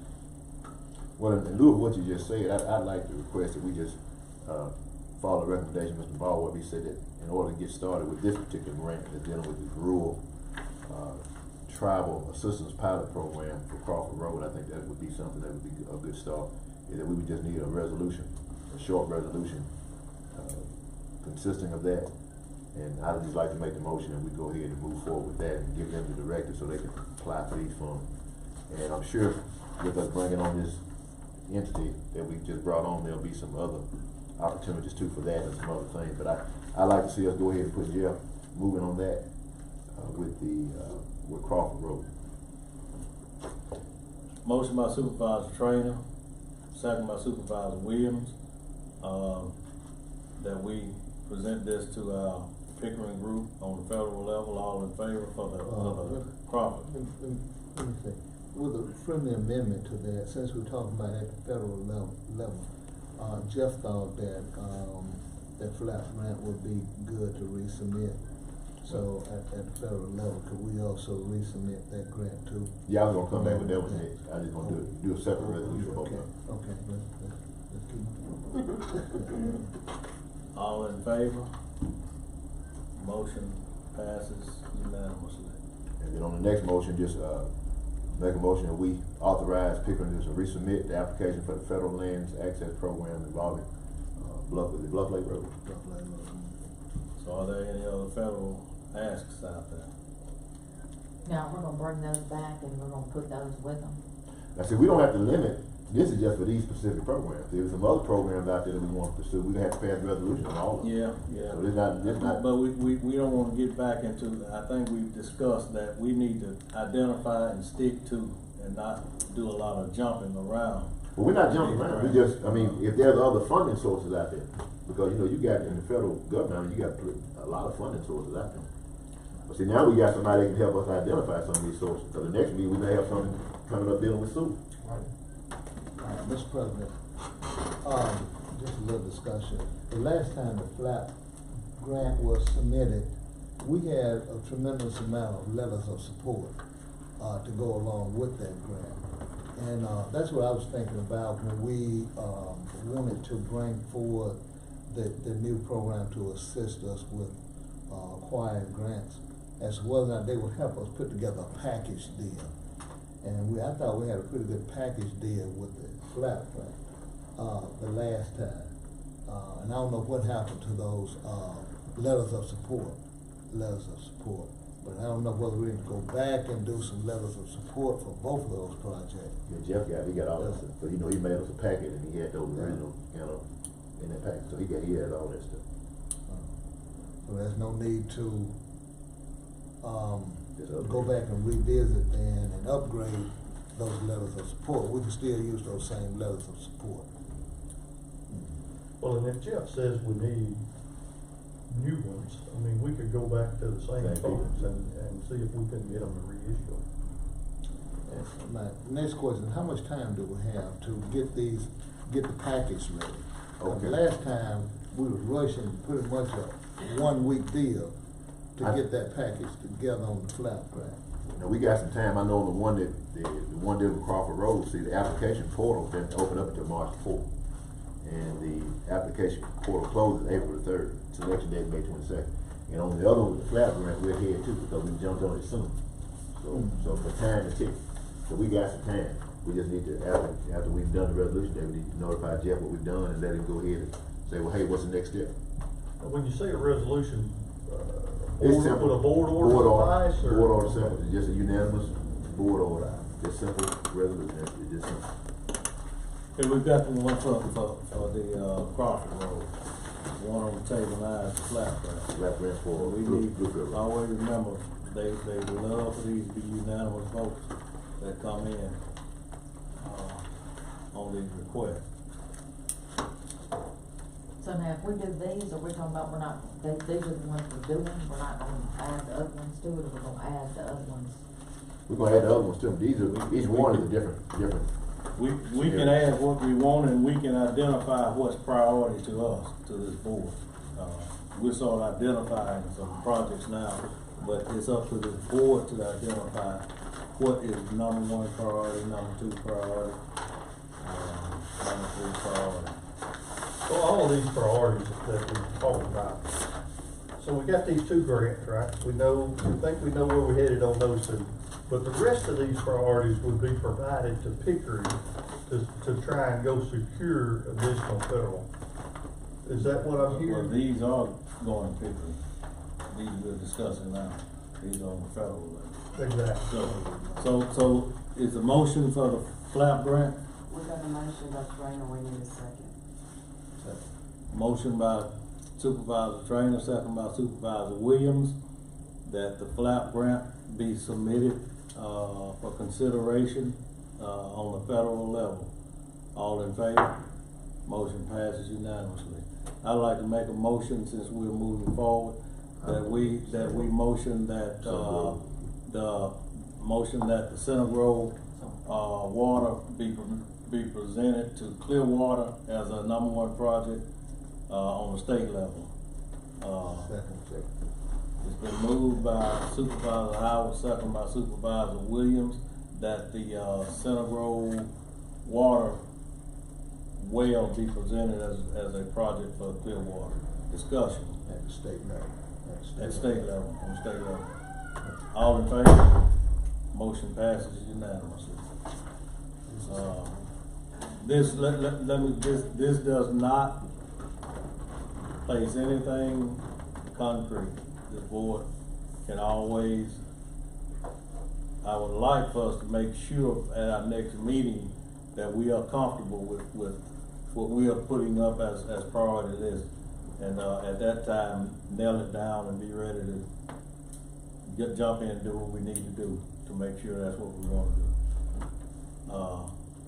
Now, the other water association is mentioned. I don't know why I got Bluefield down here, but you said Longview or Bluefield, which one was it? Longview is Bluefield. That's back to that, when the city bought that out, there's just a lot. Actually, I'm asking y'all if you know more than I do. I hear thought the some city had applied for that, they did get funding for that. It just maxed out in that area. Somebody can build, I've been hearing people can't build a house in Longview per se because there's no. They're supposed to be doing a project out there, and they may be finished with it. Representative Gasol. How much funding? We know we got some funding, we don't know how much, but we think they got enough. Yeah, I don't know if they started on it. So what about getting a list together for UHI? Y'all want to set a date for that? I mean, give you a week or two to, I know we're going on the next Monday. Oh yeah, hey, I got a list. Arterial Sewer, Crawford Road, County Lake Watershed, Arterial Road, Bluefield Water, Bridges, Healthcare, Comprehensive Plan, Facility Improvement, Felix Lawn Building, Arterial County Jail. I don't know if y'all. Yeah, we gotta have a new one. And of course, got the water association on there too, and then Old Highway 25 improvement. I mean, that's just stuff we just talked about this morning. All the water association need help. State level, but City Grove certainly need help. Yeah, that's Center Grove, yeah. All right, so you want to have, you asked about scheduling a meeting for. Saying UHI, we need to give them some marching orders. I didn't know. And y'all gonna be gone at the next meeting? Yeah, we'll be gone, but we can participate by Zoom, I'll be able to do that. We're not gonna be in that's a third, we're gonna be in a conference. We'll be in the conference, but I think that morning you have a little slot that we can get on. I still say we need to make sure we don't wanna send them 10 different directions trying to get grants here and that and using up the money and end up not getting. Well, everything we approve, it has to be brought back. I mean, we can Yeah. identify, I can go and say, well, here's a grant through EPA, and bring it back to the board and say, hey, here's what opportunity, we just decide whether we're gonna go or not. Yeah. Anything else? If not, we need to set a board meeting for the month of March. March 3rd. March 3rd at 9 a.m. Is that a motion? Just stand adjourned to the 3rd. Okay. The motion by Supervisor Fran, second by Supervisor Williams. All in favor? Motion passes unanimously. Motion to adjourn. Motion passes unanimously.